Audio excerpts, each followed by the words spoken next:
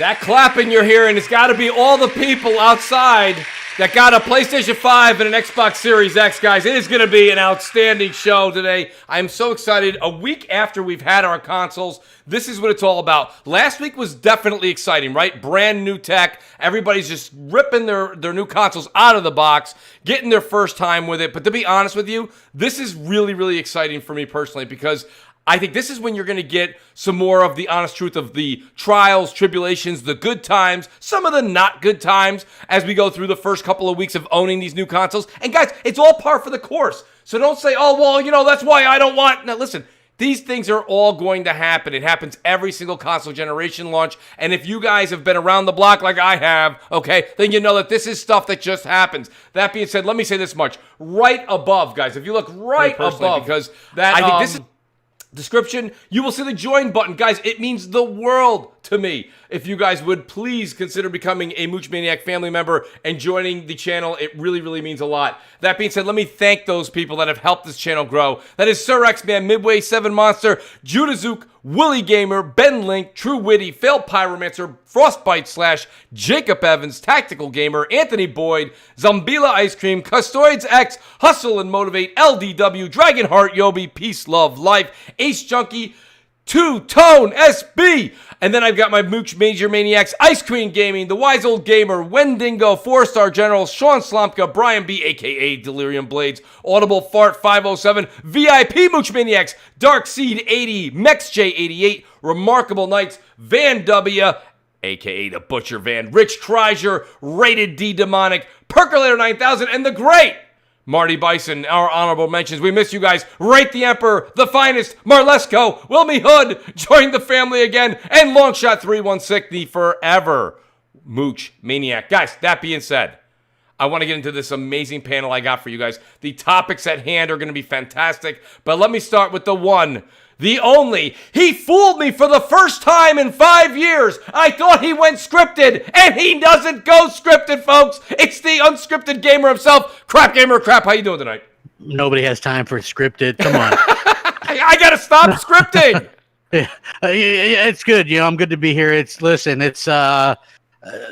just got to say, it's just tough getting turned away from these new consoles. You know what I mean? It's just, I'm having so much fun with them. I haven't even really been on social media as much. And even my own stuff, I've just been kind of, doing my own thing with the gaming, which I guess is a good thing. I mean, what's there left to say? Honestly, the consoles are out. Yep. You're playing them for yourselves, and good point. People are making informed decisions. There's not really much left to say except for when the new games come out and stuff like that. So yeah, it's a bit of a slower time. I always kind of wind down towards the end of the year, but a little bit earlier now since the consoles are already out, and we have. I mean, there's stuff to talk about. Obviously, probably some surprise stuff, but I gotta say, fantastic job all around. I mean, I'm digging it. I'm digging what these companies have done, and in particular, like the next generation feel and stuff like that. I have interest and thoughts about a couple of the different topics that we're talking about. Probably maybe I flip flopped a little bit. You know how I like to flip flop moves. Why not, Crap? Yeah, I mean, just different thoughts. It's funny, though. I don't really consider flip-flopping. You just come to kind of a realization on certain things. Listen, Crap, when I was younger, I didn't care for the Whopper. I was a Big Mac guy. Now I'm a Whopper guy. Exactly. Is that my fault?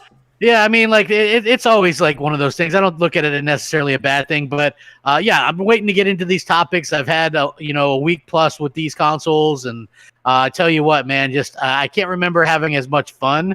Yeah, in any console generation, right off the bat. So really thankful for that, and just eager to get into the topic set. Oh, yes, buddy, we got some good ones tonight, some real doozies. Trust me. This being said, too, we'll wait for our good friend Xbox448. Hopefully, he's able to make it tonight. Hopefully, he's feeling all right. What's going on, people? But let me see. Episodes on my Xbox Series X, 800 frames, yo. It's great. Why, you sound just like him. But listen, I know, right? I want to see if we can get. I'm going to try and use that same energy that Xbot has and you have, Crap, and maybe a little bit of mine. And I'm going to go ahead and give that to the great Gaming Forte, who's here with us tonight. And Forte's been working literally around the clock. And when he's not working, he's either making videos or playing Destiny. I'll never catch up to his light level. Forte, welcome to the show, buddy. How you doing tonight? Yeah, man. I'm good, man. Thanks for the invite as always, man. It's always great to be here on Friday, and it's just been so exhilarating being able to just play games. You know, the fact that I haven't had any issues with my systems up until this point is great because I know that's not the consistency out there. But I'm just happy that we're talking about games and not everything else anymore. So, amen. Really, really good conversation with Give the it a topic. couple weeks. So, give it a couple of weeks. It's probably already happening somewhere. Once the euphoria dies down and people then you have an issue, by the way, Forte. We're just not going to say it on here. No, we don't have an issue, sir. We have an issue. You have an issue. Hey, I got you, dog. You don't have to wait in line. You don't have to wait in line. Get a PlayStation. Big Cloud, do you live in Michigan? Do you live in Michigan, Big Cloud? No, I don't. But you said you're going to. Did you not get a PlayStation, Big Cloud? You was gonna mail it on the price of. Oh, Big Cloud, you don't got a PlayStation? I got it. No. Yeah, I got it. All right, you good? Then you ain't like Slow-Mo out here saying that it's harder than Demon Souls. I got you. I was saying, I was watching you slowly slip. You know Look at him trying to act like he's a victim. Well, like I said, the victim. I love it. Before over the conversation, shout out to everybody that did get these systems. I'm glad that everybody's enjoying them. Astral Playroom is probably the best pack-in exclusive I've ever played in my life. Yeah. My kid that beat Spider-Man Miles Morales already. She's already got the platinum in that, and she has the platinum in Playroom already. So I got to catch it to my child. I got to catch it to my 9-year-old. Playroom, not getting enough love. Great game. Great game. My 9-year-old is putting in that work. The only reason I haven't platinum those games yet is because I've been getting ready for this freaking raid that Addict dragged me into. That's going to be tomorrow. So shout out to the day for run raid with everybody. It's this day before. Raid launches tomorrow. Mooch is about. I'm an easy 200 points behind you guys. I'm screwed. I'm out. Apparently, I'm out. I'm not going to be able to join you guys. Let me say this much, though, guys. You know what? Mooch, go ahead, Addict. You was never in. Oh, that hurts. That hurts. I thought this chair I was sitting was awkward. That was really harsh. Listen, let me tell you something, man. Listen, speaking of that, I was able to DM Lord Addict today, and we're going back and forth. And I says, listen, will you do me a favor? Will you just let me know if Friday you're available? Because he works on Fridays. You guys might not know that. A little something in the Lord Addict's life. He works. So guess what? He says to me, how about tonight? Tell people exactly when to rob me. I'm coming through on Friday. Right? So shout out to Addict. Addict, you are here finally, buddy. It is great. And honestly, what a great week to have you on the show. So much to talk about. How you doing tonight, buddy? Doing pretty good. Currently, right now, I'm grinding in Destiny. The grind in Destiny never ends. No, it doesn't. How do y'all sleep at night? Seriously, how do y'all sleep? We don't. They grind. Like Lord Cog be up to like 5 o'clock on some shit. They be up to 5. You have a certain amount of time to get to a certain light. You got to be this tall to get in the raid. All right, you got to be this tall. No. And I am that tall. I'm that tall now. But I want to be taller, man. I don't want to go in there at 5'8". I want to go in there at 6'1". Mm-hmm. So I love it. I'm 6'3", so Well, I'm 6'4", but we ain't going into that. So not yet. I don't believe either of those. So I appreciate the invite, and definitely we got. I'm sure you guys got a very unique show. Absolutely, absolutely, Addict. You are here for a reason. That's for damn sure. And then I've got my buddy here, another GameStop employee, and honestly, love it. Love that Cam has his ear to the ground as well as Forte. He informed me of things before the show that you guys don't even know about that we'll get into. Great to have the great Cam Hambone back. Cam, how you doing tonight, buddy? I'm doing good. I'm glad to be back. Finally getting away from GameStop for a little bit to join CrossFire, join Mooch, Crap, Forte, Big Cloud. It's good to be here. How's Chad doing tonight? I hope you guys are doing good. It's Friday. Yes, sir. Night to chill, watch movies with friends, talk about some video games. Got the Old English. Before you say anything about Old English, don't you say anything about Old English. I'm just wondering why you talking so slow. That's because he's had. Now, like you did on Brap the other night. All those good games made Forte his alter ego. Now he's going after your throat. Yeah, this might be the absolute harshest I've seen Forte. It's right. Exactly. All those good games have triggered the savage. Look, All those good games are triggered the me and savage. Cameron, me and Cameron cut from the same cloth. We work for the same. You know why? I'm feeling good, Forte. I went in to cover the register on Wednesday. My SL was like, "Hey, dude, I'm doing some cleaning. You want to come and cover the register for 3 hours?" I was like, "Sure." I walked in. He was like, "The district manager's here." And I was like, "This was supposed to be nothing, dude. Now it's gonna be the craziest shift in my damn life." So anytime hey, did you hear that they're actually telling people like, "Yo, your interview should consist of basically saying, hey, can you work on this day?" Yeah. All you need to do is work on this day and stand at this door, and I want you to tell people. Yes, because we've had people walk in, and my store lead has been like, "We just need you for Black Friday and Christmas That's Eve." it. Well, wait a minute, though. Like, you know, no. They are literally hiring people literally to Forte, just walk the floor. I'm very good friends with the manager in my area of GameStop, and I couldn't understand when you guys were doing the launches of both the Xbox Series X, and you let everybody come in at 10 o'clock. Usually open at 12, but you were doing 10 to 12 for pre-orders, right? And they always had to have an employee at the door. So I said to my buddy, I said, dude, just lock you're only letting 2 in at a time because that's protocol, right, for COVID.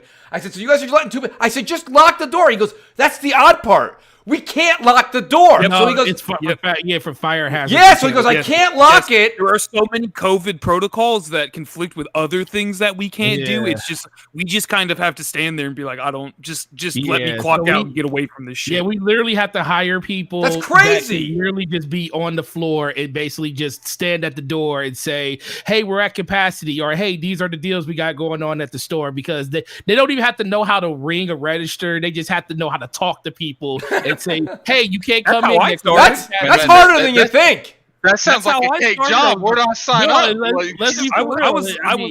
I was a seasonal, and they said, you like Xbox? Stand in the Xbox section and give people pamphlets and tell them about Game Pass. Tell them about Game Pass. And I was like, okay. So they all didn't show up for work, and they were like, Cam, come work this register. I can see Forte out there with the little sign. Game Pass. Game Pass. Get it now. Get it while it's hot. Get it now. Xbox, every last one of my Series X that walked out the door, if they didn't have Game Pass, they did. Yeah, baby. Yeah, exactly. It's true. No, it's true. Now keep in mind though, the only thing those are great statistics, Forte, but there was only like 10 Series X's in stock. Really? Right. Well, I'm just saying. No, it's true. It's a true story. Make it a little bit more anecdotal. Well, you know, I mean, it's a technicality. Wait, how many Series X's was in stock though? That's the my store only had 2. Every store had 2. Okay, so my store had 5. The S's? Yeah, you're all gone. Your employees probably pre-ordered that stuff. They snatched that before public. No, wow. We had no. There were no. I'm talking a bit. Well, I heard of unicorns. There are unicorn stores out there that did have up to 5. There were all those Xboxes. Ours had 5. I will say this much, but I found we had 5 for pre-order, and we had 5 for that was so extra at launch. Well, that's where I was surprised, Addict, when I went to go pick up mine for launch day. The store that I go to had 10 extra Xbox Series X's. And let me tell you something. By the time I got there, they were spoken for. There was a dude that was there at 11 o'clock the night before, tented out. So I was there even longer than that. I was there from 7 p.m. the day previous all the way up until 10 a.m. You actually camped out, which was crazy. I was shocked to see that. Let me do this. I haven't even formally introduced. I want to introduce the one and only, the man who literally wears a cape on Fridays. You guys don't realize this, but he legitimately goes from his podcast and then he flies over here. The great Bit Cloud. Bit, great to have you here tonight, buddy. We're already kind of getting into it, which is great, but I didn't formally introduce you yet. How you doing tonight? That's all good, man. They should invite. Absolutely, brother. Listen, we don't have to change necessarily the topic at hand because it is what it is. But I do want to get into this. Whether you have a PlayStation 5 or you have a Series X, what is your experience? I'm going to start with Addict because it's so hard to get Addict on the show. Shout out to Z Blackrider. He says Mooch is a super carrier. I'm not sure. I think I know what he means. It's kind of like a dual meaning. But it's great to have Z Blackrider here nonetheless. You want to start with Addict? I mean, Addict only plays one game. Listen, that's okay. I want to hear this. Listen, Addict literally spent 14 hours in line for this console. I'm gonna let it bet you have beat more games than you have this year. So I don't know if let's not listen.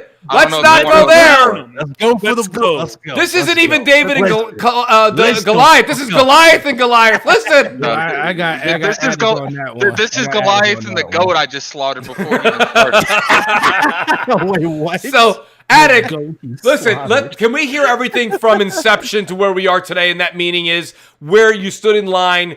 You were having such a hard time getting a pre-order. You said, F it, I'm going in line. I'm staying there all the way to where we are today. Can you sum that experience up the past so 8 days?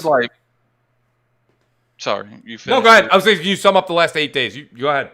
Yeah, so when the pre-orders went live, I thought I would be fine going in at like 6 in the morning. Right. And wait until 12. Well, I went there and there's already like 10 people there. So that was over already, like done. So I sat there, I saw, because they had like these little papers on the door that had said how many that was free Yep.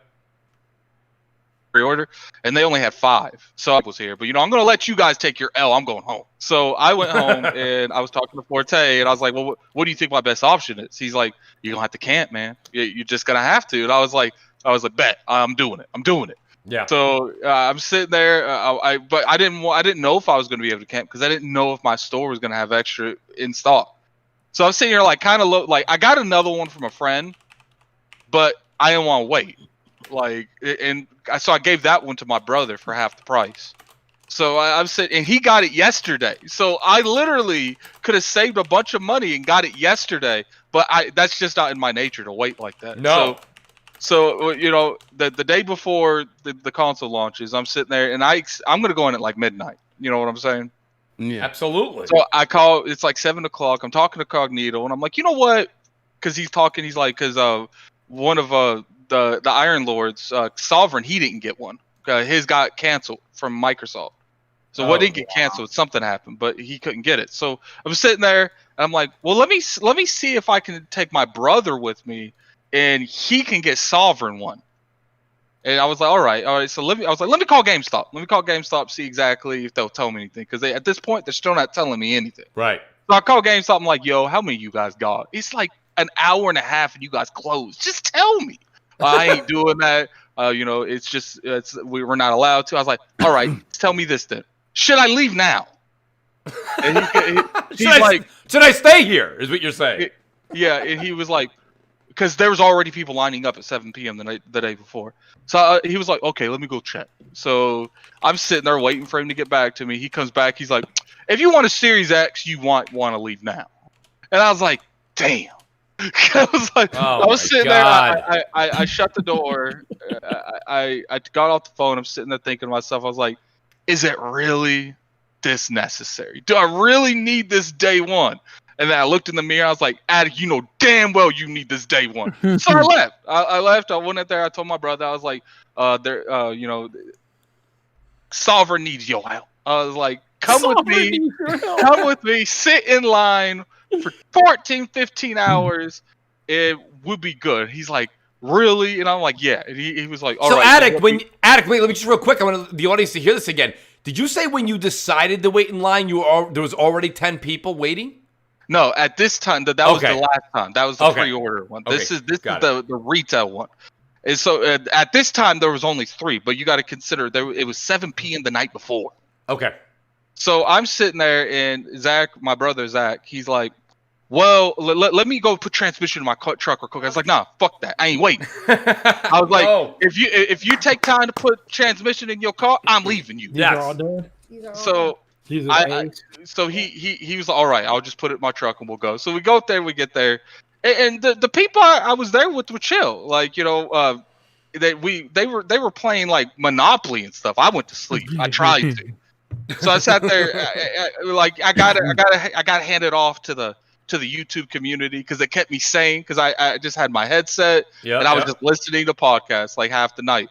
So then I get it. People were trying to do some slimy shit to get that console day one. Like what? They would slide in there and she was like, well, there's this chick that she looked there and she looked at the door and she saw there's only 5. And she saw there because we've been telling people, yo, there's too many. We told at least 15, 20 people this. And they still she- lining up. No. It gets worse.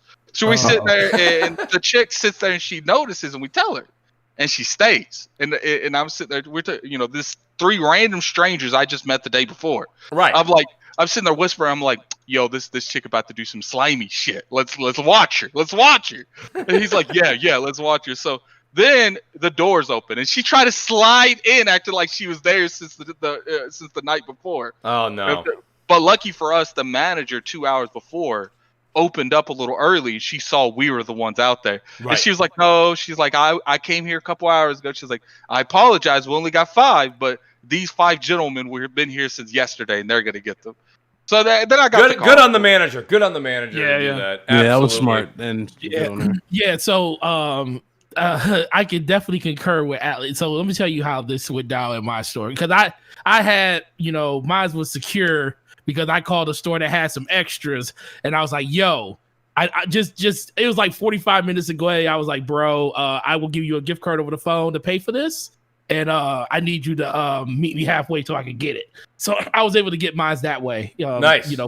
Person working at the company. You got to have some perks for being there, Forte. I mean, that's what life's all about. Well, and he already said he had one guaranteed though before. No, yeah, That's right.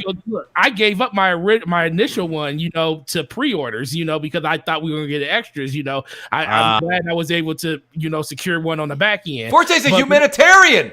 Right, exactly. Cares about the customer before himself. But when it came down to the day of, man, my store got we had 6 extras, and the first guy comes into the door, and it's a really good customer. He comes in, he's like, yeah, so what's the deal with these Xboxes? I was like, I can't tell you how many. He's like, well, what I need to do? I was like, well, if you camp out right now, you'll be guaranteed one of them. And he was like, really? I was like, yeah, if you camp out right now, you'll be guaranteed one of them. He literally went home. He got his share. This is at 11:30 in the morning. What? Goes to get One of the people night that before. was there. Wow. Yeah, 11 o'clock in the morning. Well, at 12 o'clock for us because we opened at 12. And he got his chair. He was back by 12:30. He was first in line. Then the lady walked up and was like, yo, is that a guy out there waiting for the Xbox? I was like, yep, he's number one. He's guaranteed. Well, she said, so what I got to do? I said, well, if you camp out right now. You got to sit right next to him. I said, if you camp out right now, you'll be guaranteed one. She literally went to her car and got a freaking chair and sat right next to him. Who's driving around with chairs? Is that a 2020 thing? No, well, She knew what was up. She knew what was up. Yeah, she knew what was up. But our state is really big in like soccer and football. So a lot of people carry like their chairs and stuff in the back of their car for stuff like that. But so she literally walks to the car and gets her little lawn chair and sits right next to him. And then not even 20 minutes later, another dude walks up. He's like, bro, tell me these people ain't outside Xboxes already. I was like, bro, I said right now, I'm gonna tell you like I told them. I can't tell you how many I got. All I can tell you is if you camp out right now, get one. get one. And he was like, he literally left. Came back 30 minutes later in a beanbag chair. A beanbag chair. I got one. I got one. He would have got a beanbag chair. He had his Switch, a beanbag chair, and sat right there posted up. He had his girl rotate out with him like every 3 hours. He had people bring in food and everything. Yeah. No, that's what it's all about. I had someone that was like debating because he had to work at 5, and he was like, he was sitting there. He's like, "Do I need this job?" He's like, "I know I need the Xbox, but I really need this job." Do I need this job? And he ended up calling in at 5 in the morning. And you know what's crazy? I didn't feel bad for any of the people that showed up because it's like, look, I'm getting this Xbox. It could either be over your dead body or you could go home. Right. And so this kid shows up. And he's like, I went to the GameStop like 30, 40 minutes away. I was there since midnight. And he's like, I'm sitting there and I'm second in line. I think I'm good. He's like, and then there's a dude sleeping next to him. And he gets up at like an hour and a half and he puts up 3 lawn chairs and he goes back to bed. Right there, I'm thinking, why you put up lawn chairs, fam? But he didn't say nothing. He just let that rock. And then so that kid waited out there for 5 hours from because the manager showed up early. And how about 3 big dudes come in from a truck that they were sleeping? They had like visors over the windows and stuff. And they're like, well, we've been here the whole time. And that kid let them have that line. I was like, nah, fam. What? I'm like, that truck. I would have been like, that truck showed up here 30 minutes ago. I showed up. My story. I have an interesting story. I think Forte's and Addicts are way better than mine here. But when I went for the pre-order line, and I have to give a shout out to Dreamcast guy because the night before he's like, I think I'm gonna go and wait and pre-order for my Xbox Series X. I think I'm gonna do it at 4 in the morning. I'm like, well, I'm not going at 4 in the morning, but I ended up getting there at about 6 a.m. Right. But so I get there and I didn't see that you guys were posting on the doors how many X's and how many S's. So I didn't know. All I knew was there's a small amount for pre-order. And I saw 3 people, right? So the guy in front of me starts talking to me this and that, and we're just having a good time talking bullshit and games, whatever. And he's like, well, he's like, so he's like, I got 2 people in the car, and he's like, they're with me. And I'm like, I was like, wait, what? I'm like, wait a minute. I'm like, now I'm not 4. Now I'm like 6 or 7. I'm like, dude, wait a minute. I'm like, what's going on here? I'm like, they have to come out here and stand here. He's like, well, no. He's like, they're in the car. And so it ended up being where one ended up not taking the console. One ended up taking the console. But then when he could see that, I was kind of like, dude, I'm like, how are people supposed to know when people, like, what if I had 8 people in the car, right? Like, and I'm like, oh no, I'm holding the spot for 8. Like, he's like, oh dude, he's like, check out, he goes to me, he goes, check out the door. And I'm like, oh shit. I'm like, okay, oh, you have 8 of them. He's like, yeah, dude. He's like, you're good. And I'm like, man, you got to start off the story with that. I just got there. I'm like, you can't. I'm like, you can't. No, I told what I didn't understand by people is like I could have literally went there, seen how many's on the door, went to Walmart, bought 4 lawn chairs, right, left, came back, because I've been here the whole time. Right, that's what I'm saying. I even told the people because like I said, they camped out for 20. One was 22 hours, the other ones were like 20. And when I was leaving at 8 o'clock the night before, they were out. Of course, they were still out there. And I was feeling bad, man. I told them, I was like, man, this is the American dream right here. I remember this back in the PS2 days. I said, I wish I could give you guys like a ticket to say that you guys have been out here, because I really don't want y'all to camp out overnight. But I told them the unfortunate thing is, everybody knows we're going to have these, and the fact that we're going to have them pasted on the door, how many we got. Yeah. If you're not here when those people come, it's going to be a problem. So I was like, so at that point, I said, unfortunately, they weren't letting you reserve systems no more. No. If you didn't reserve it when the reserves went up, you were just waiting for extra. PlayStation. Okay, so they did them both differently. Xbox did PlayStation went first, because of the whole leak and stuff of what Walmart did. And PlayStation reserved out of all their inventory on the first day. Xbox did, Xbox could have reserved out their inventory on the first day, but what they ended up doing was they did partial. Like, all the retailers did a part of their pre-orders, and they kept some for website and they kept some for day one. Because if you remember the interview that Aaron Greenberg did, he did it on RDX. He even said it. He was like, all our allocation is already accounted for at retail. All of them haven't been pre-ordered yet because it looks like retailers are holding some for day one stock. So I think they saw that it was kind of unfair, like the way that the PlayStation went down, and everybody didn't have a chance of getting one. So they made it so, all right, look, you didn't get one on the pre-order day. We're going to give you a chance again to get some extras that we're going to have in store. So that's why Xbox I'll tell you, so looking at it as Monday morning quarterback here, okay, I now that we're there and you say, okay, that was kind of a cool thing to do. In all honesty, just put the number out for the pre-orders, because let me put it this way, Addict was like, Forte, your story's a little different when you were telling it because you're the manager, how many are in the back room, but Addict's like, could you please tell me how many you have, because I am not going to sit here and then you're like, psych! You know what I mean? That's the one thing I didn't get about everybody, because everybody I was talking to on Twitter, I was like, yo, shout out to Italian Clowns. He ended up not even having to camp out for his. He talked to the store manager, and the store manager told he was going to camp out for it. And the store manager told him, said, yo, bro, don't worry about it. I got you. Just, come back to the store. Make sure you're here at this time. And he even still bought them pizza and everything, but that manager looked out for him, and that doesn't happen too often when it comes to this type of stuff. So, but it was weird to me that none of these, like, they couldn't tell you how many they had. That was legit from corporate. I get and I don't mean that. You could have told people, like, listen, if you do this, you will get one. You can at least say you're going to get one. I'm not blaming GameStop. I'm saying Xbox should have just said, okay, if your store Forte was getting 20 Xbox Series X's and you were getting 5 S's at the end of the day, all said and done.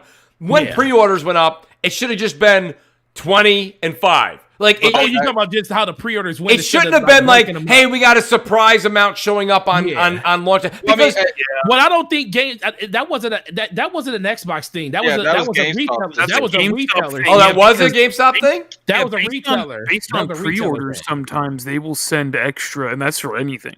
Okay, that's for games or Funko Pops. Like if they see a general interest in something.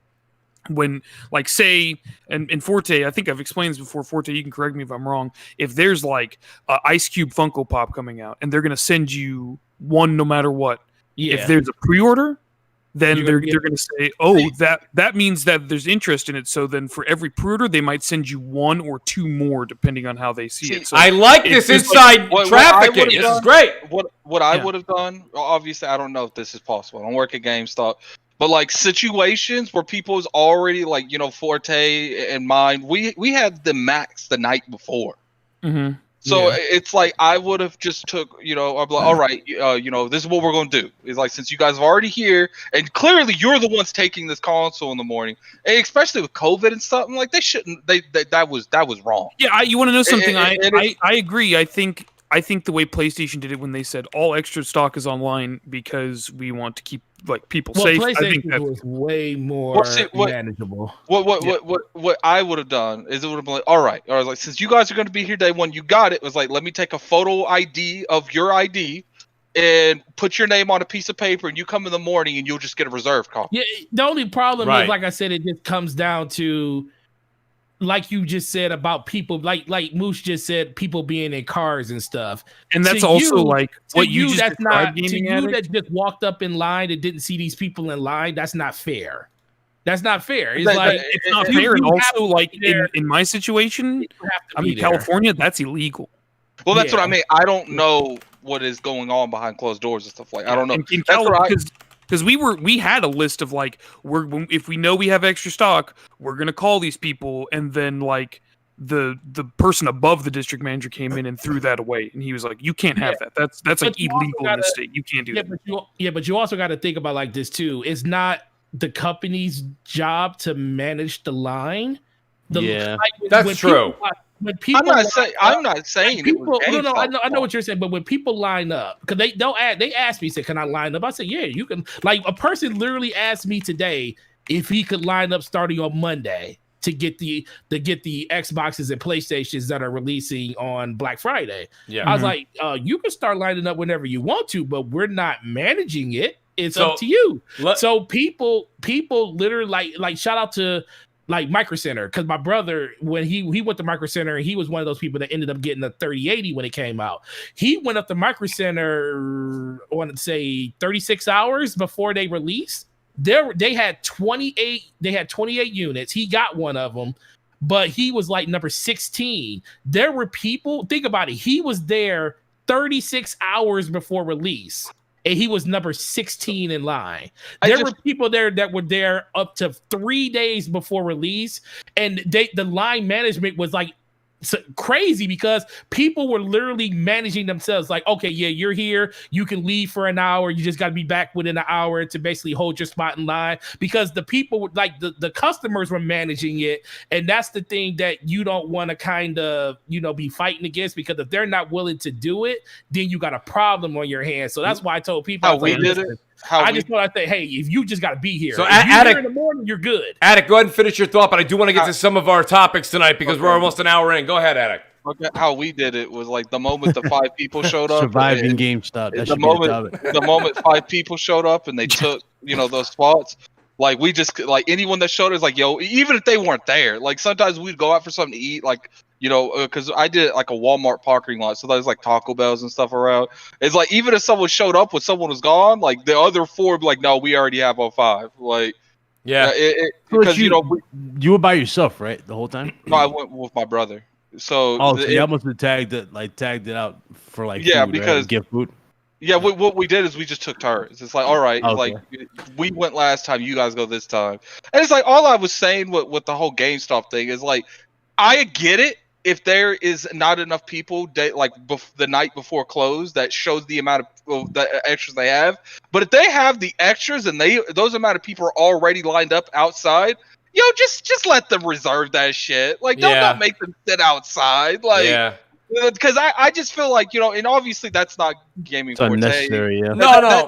That's not their decision. Because no, it's not. But it's just like at the same time, it's like if you have those people already out there, it'd be different if you had 5 and there's 4. They're already sold at that point. You 4 gonna have to sit here because the 5th person didn't show up yet. Right. But if there's 5 and there's 5 out there, just come in the store, let's reserve it, and you guys can go home. Yeah, because the whole sitting outside thing, which used to be fun back in the day, I get that. But the whole thing going on with, of course, the global pandemic and things like that going on, but not just that. But it's just like there's a liability even for the mall, right? So because people can get hurt. I have to manage the line at the mall. Like I can't leave them out there to manage themselves. I have to go out there, and if security comes by and they're not being like, that's just up to the mall's like rules and their legal like mumbo jumbo they got in their stuff, right? Right. I have to be out there with them. I have to be managing them, and I have to be like, I have to have a count in my head. How many consoles do I have? 10 extra overall. Okay, so this line stays at 10. So if an 11th person comes up, I have to walk up to her and say, "We don't have any more. Goodbye." Right. Right. So that way the mall security and managers, if they're not seeing me do that, they're gonna make everyone leave, and then those people are gonna be mad at me. They're gonna be pissed. So, right. Yeah. So it was a little bit different in working in the mall GameStop and with California laws and everything. Let me do this, guys. Let me switch up subjects just a little bit because we've got a situation here where we have so many topics, and I know that at 9 o'clock I'm going to lose half my crew. Listen. Let me start with a bit and crap here. I know you guys have been kind of chomping at the bit to get in here. I want to talk about the new consoles. I do want to discuss also the whole thing that's going on. There's a lot of controversy this week with the whole third-party games and the power and this and that and all that getting into it. But Bit and Crap, you guys both can chime in at the same time because I haven't heard from you guys. And welcome, everybody. Slow-Mo Backslap. Slow-Mo's here as well. Slow-Mo, welcome to the show, buddy. I know you came right in the middle of a story, but how you doing tonight? Slow-Mo, you're alive. Hey, what's up, guys? How's it going? What's his name today? Slow-Mo. My name is just Slow-Mo Backslap. It's not, I got murdered by the Q. It's not, the Q got me once again. The Q strikes back. It's none of that. It's just like great films, man. Well, listen, I got news for you. I really do feel for Slow-Mo. It's not fair. Slow-Mo's like one of the biggest gamers I know out there in the community, and he doesn't have a new gen console yet. It's not fair, man. It's not. It really isn't. Well, I was holding him accountable for it, Slow-Mo, but he doesn't want to man up, He promised us consoles, but he didn't want to do it. That's all right. Listen, we can't hold the great gaming Forte. Exactly. Okay, who's he talking about? Forte's like, what do you say, Slow-Mo? I got you. Me and Slow-Mo are in conversation all the time about this system. So just because you didn't hold on. Let's look. You didn't pull up for the team and have a system ready for him? Slow-Mo might be taken care of. I'll find out on Monday. Wow. There you go, Slow-Mo. I might have something. Slow-Mo's like us here at DPS. He's like us here at DPS take care of our own. Shout out to Umberto Pedro. He says, hey, Mooch, how about that 8-year-old mounting the PS5 stand? Some grown-ups can't do it. Big fan from Brazil. Thank you so much, Umberto. I appreciate that. I saw that. She did it. It was a child put the stand on the back. Shout out to the great Z Black Rider. He says, just showing a bit of love. The super chat is working. Holy crap. He says, we all need some love. And shout out to Basement Radio Arcade Podcast. He's got to throw a zinger in there. He goes, greatness is here. PC Master Race. Shout out to Didn't his Brad. PC break this past week? He fixed it. It was a Windows update. Oh, gotcha. So it's been fixed. Great. That's greatness right there, man. Great. Crap, what do you think about these new consoles? You got them both. I know you've played them both. I mean, what's going on here? Where's the big differential? If I had bought an Xbox Series X on the basis that multiplats were going to be best on them, I'd be severely disappointed because clearly that hasn't been the case so far. And so, now, of course, the mantra has gone from wait for games, wait till E3, wait till this, wait till that. Yeah. Now it's wait for tools. Yes. Why not? Tools. Like here's the thing. I second Like, that, Forte. I was told unequivocally the Xbox Series X would be the place to play multiplats. The place to play multiplats. The best multiplats ever are going to be on the Xbox Series X. No question about it. And now all the big multiplats that came out are best on Xbox or on PlayStation 5. Not only that, but you have to question if two games, even if, say, Xbox Series X had an advantage in something, right? Maybe, say, native resolution has that advantage. Is it really an advantage if that third-party game supports the DualSense? Because, Mooch, you've got Call of Duty on both. Yeah, right? I was talking to Cam about this. Yeah. And you think it's a different game with the DualSense. Well, I got it because I game share with my brother, so he bought the new Call of Duty, which is cool because I just got done dropping all this money on games and consoles. So I was like, hey, that's one less game I got to get. I was going to get it on PlayStation.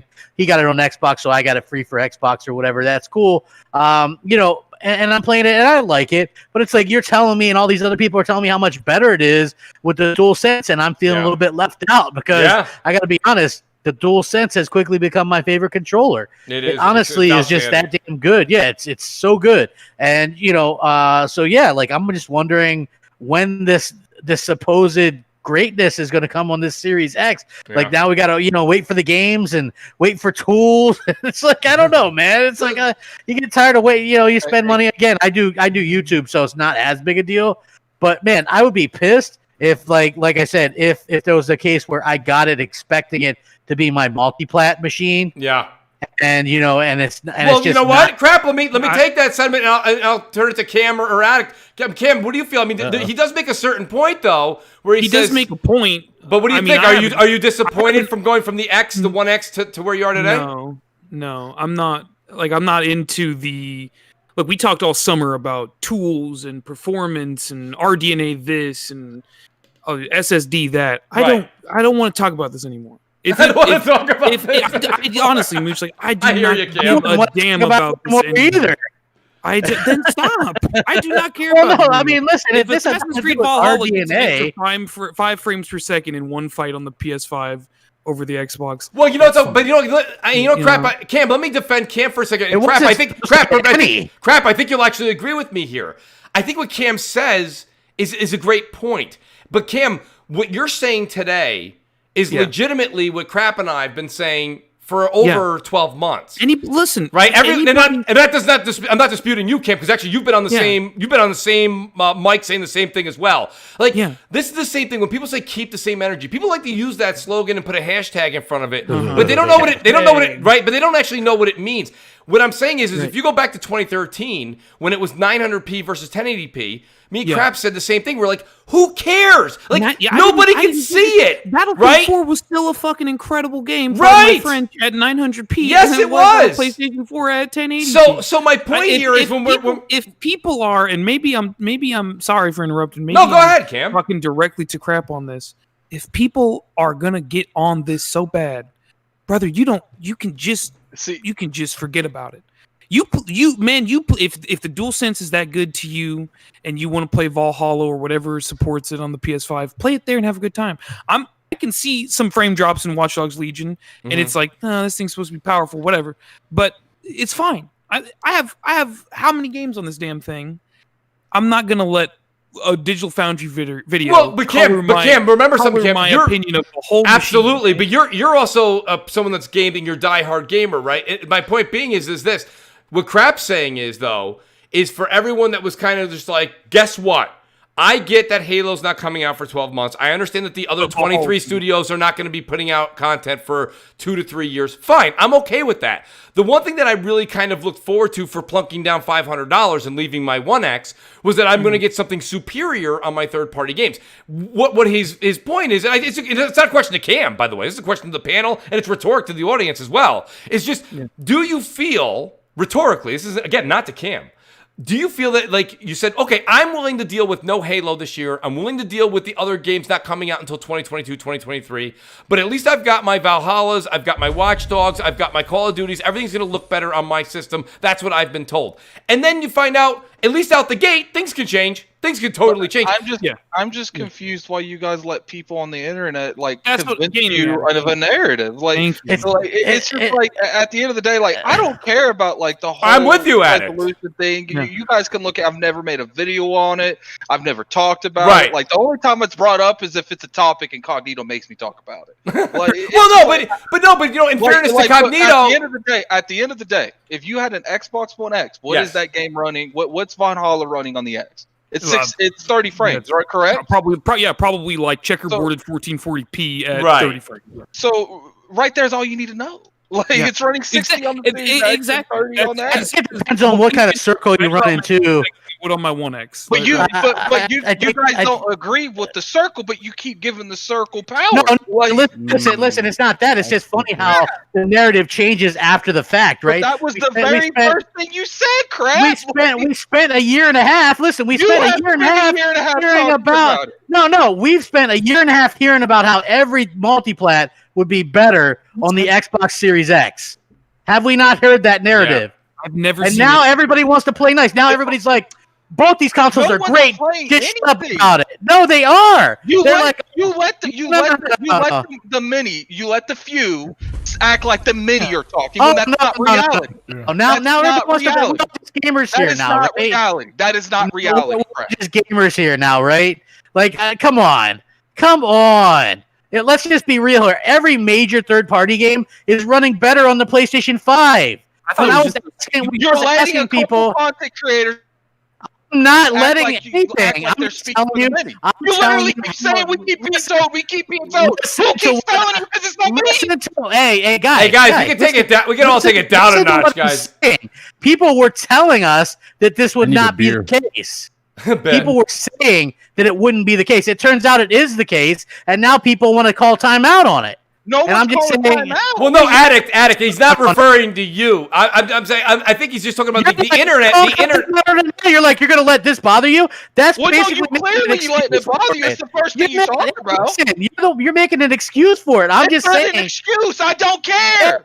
Well, lots of people do care. But people were hyping this shit. Apparently you don't care, but you like talking about it. No, it's a fucking talk show about video games. Mm-hmm.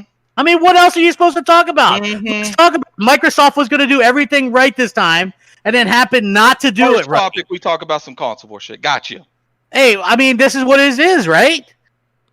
I think when it comes down to it, he asked me what my fucking opinion was. I told him, exactly. It's that Microsoft dropped the ball because guess what? If you were going to get this based on multiplats, which people have, that's not even console war. People have said, hey, I'll just get it to play multiplats better, which is legit what I've heard multiple times from multiple people who don't give a shit about console wars, but they just said, I'm going to pay that money to play the best multiplats. And wouldn't you be disappointed if you did that and your multiplats aren't the best? That's the question in hand. It's not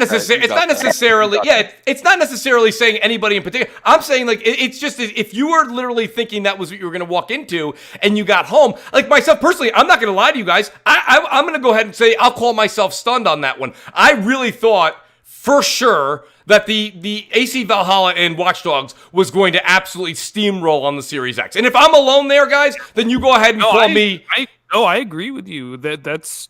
They were marketed on those systems. That's what I thought. I thought that was going to be an absolute get for Xbox. So when I saw that, I had to watch that Digital Foundry thing twice. I'm like, what did he say? I'm like, what? You see, I saw screen caps from it. I didn't watch it yet because I've been busy working. I saw screen caps from it, and you see it. It's like at 58 on the PS5 frames per second, and then it's like at like 51 or like 48 on the Xbox Series X, and you're like, wow, that thing's supposed to be more powerful. That shouldn't. If there are people like building their whole brand off of talking about this, that's way too much. And then Digital Foundry. This is from a Digital Foundry video, right? It's John Linneman from Digital Foundry has DM'd people have DM'd him. He's responded. He's talked about it on Reset Era. He's talked about it in tweets. It's the tools. Sure, the tools. People now are going to say that. Oh, the tools are that's the scapegoat. That's the damage control. If a guy who knows what this shit is, pardon my French again, sorry, the guy who knows what this is saying it's the tools. I'm not going to look into this and go crazy and start arguing with people on the internet. And start Cam, you're right. Cam, there's no sense in arguing. Right, there's no sense. It might not be the tools, but I will say this much. I think the one thing that, and I've heard this and I read this on these same reset eras and everything else. I agree with what you just said, Cam. I don't even have a dispute or a but. But my one thing I will say is this. Legitimately, if we're going to say, hold on a second, Xbox needs time, their tools need to be matured, right? That's fine. But remember something. It's not like Sony's tools came out day one and they're like, we're done. Tools are good. See you guys in 7 years. The tools are going to get better on Sony's side, too. The Linneman quote here. Somebody says this to Linneman about the Dirt 5 developer because he was asked about the Xbox Series X and S, the tools being behind, and he said, I wouldn't say that. This is a developer of Dirt 5, mind you, saying that when somebody asked him, hey, are the tools behind that? Is that why things are performing better on PS5? He says, I wouldn't say that. So clearly, a lot of people were running with this. John Linneman responds, he goes, I don't think we're going to see a sudden shift or massive gains, but I think it'll improve. The same could be said for both systems, though yet PS5 seems much more mature at launch. So to your point, Mooch, people are assuming that the Series X and S are going to get these amazing tools that are going to push them so far ahead of Sony's going to stop. Saying, yeah, but the truth of the matter is that Sony fucking put out this amazing piece of hardware that's punching above its weight. It's knocking the fucking Xbox out left and right. Like it's just a fact. This thing is a better. Like people were sitting there saying how much 12 T-flops meant, and it means dick. It means nothing.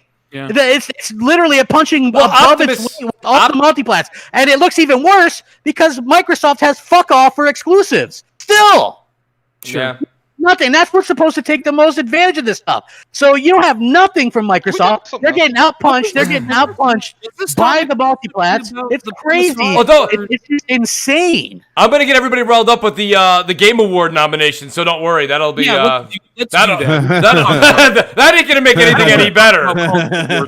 Can I say something real quick? Slow-mo. Go ahead, Slow-mo. Because maybe I just been out of the loop, staring at Twitter notifications, waiting for a notification that a console's available or something. I know I saw the Digital Foundry videos. Yes. Where they talked about Valhalla, and then the other one was they talked about Devil May Cry 5 Special Edition, Super Ray Traced Edition, whatever the heck it's called. Yeah. Now, I just heard Crab say, like, maybe Crab was just really riled up. He was just like, it's PlayStation is knocking the shit out of Xbox. I don't know, but I'm just like, I didn't think it was that bad. Like I knew there was just like one mode. Well, here's the thing: Call of Duty is performing better. Watch Dogs Legions is performing better. Dirt 5, Valhalla. What's the gain on performance? Well, hold on. Let me say this much though. But slow-mo. Let me ask.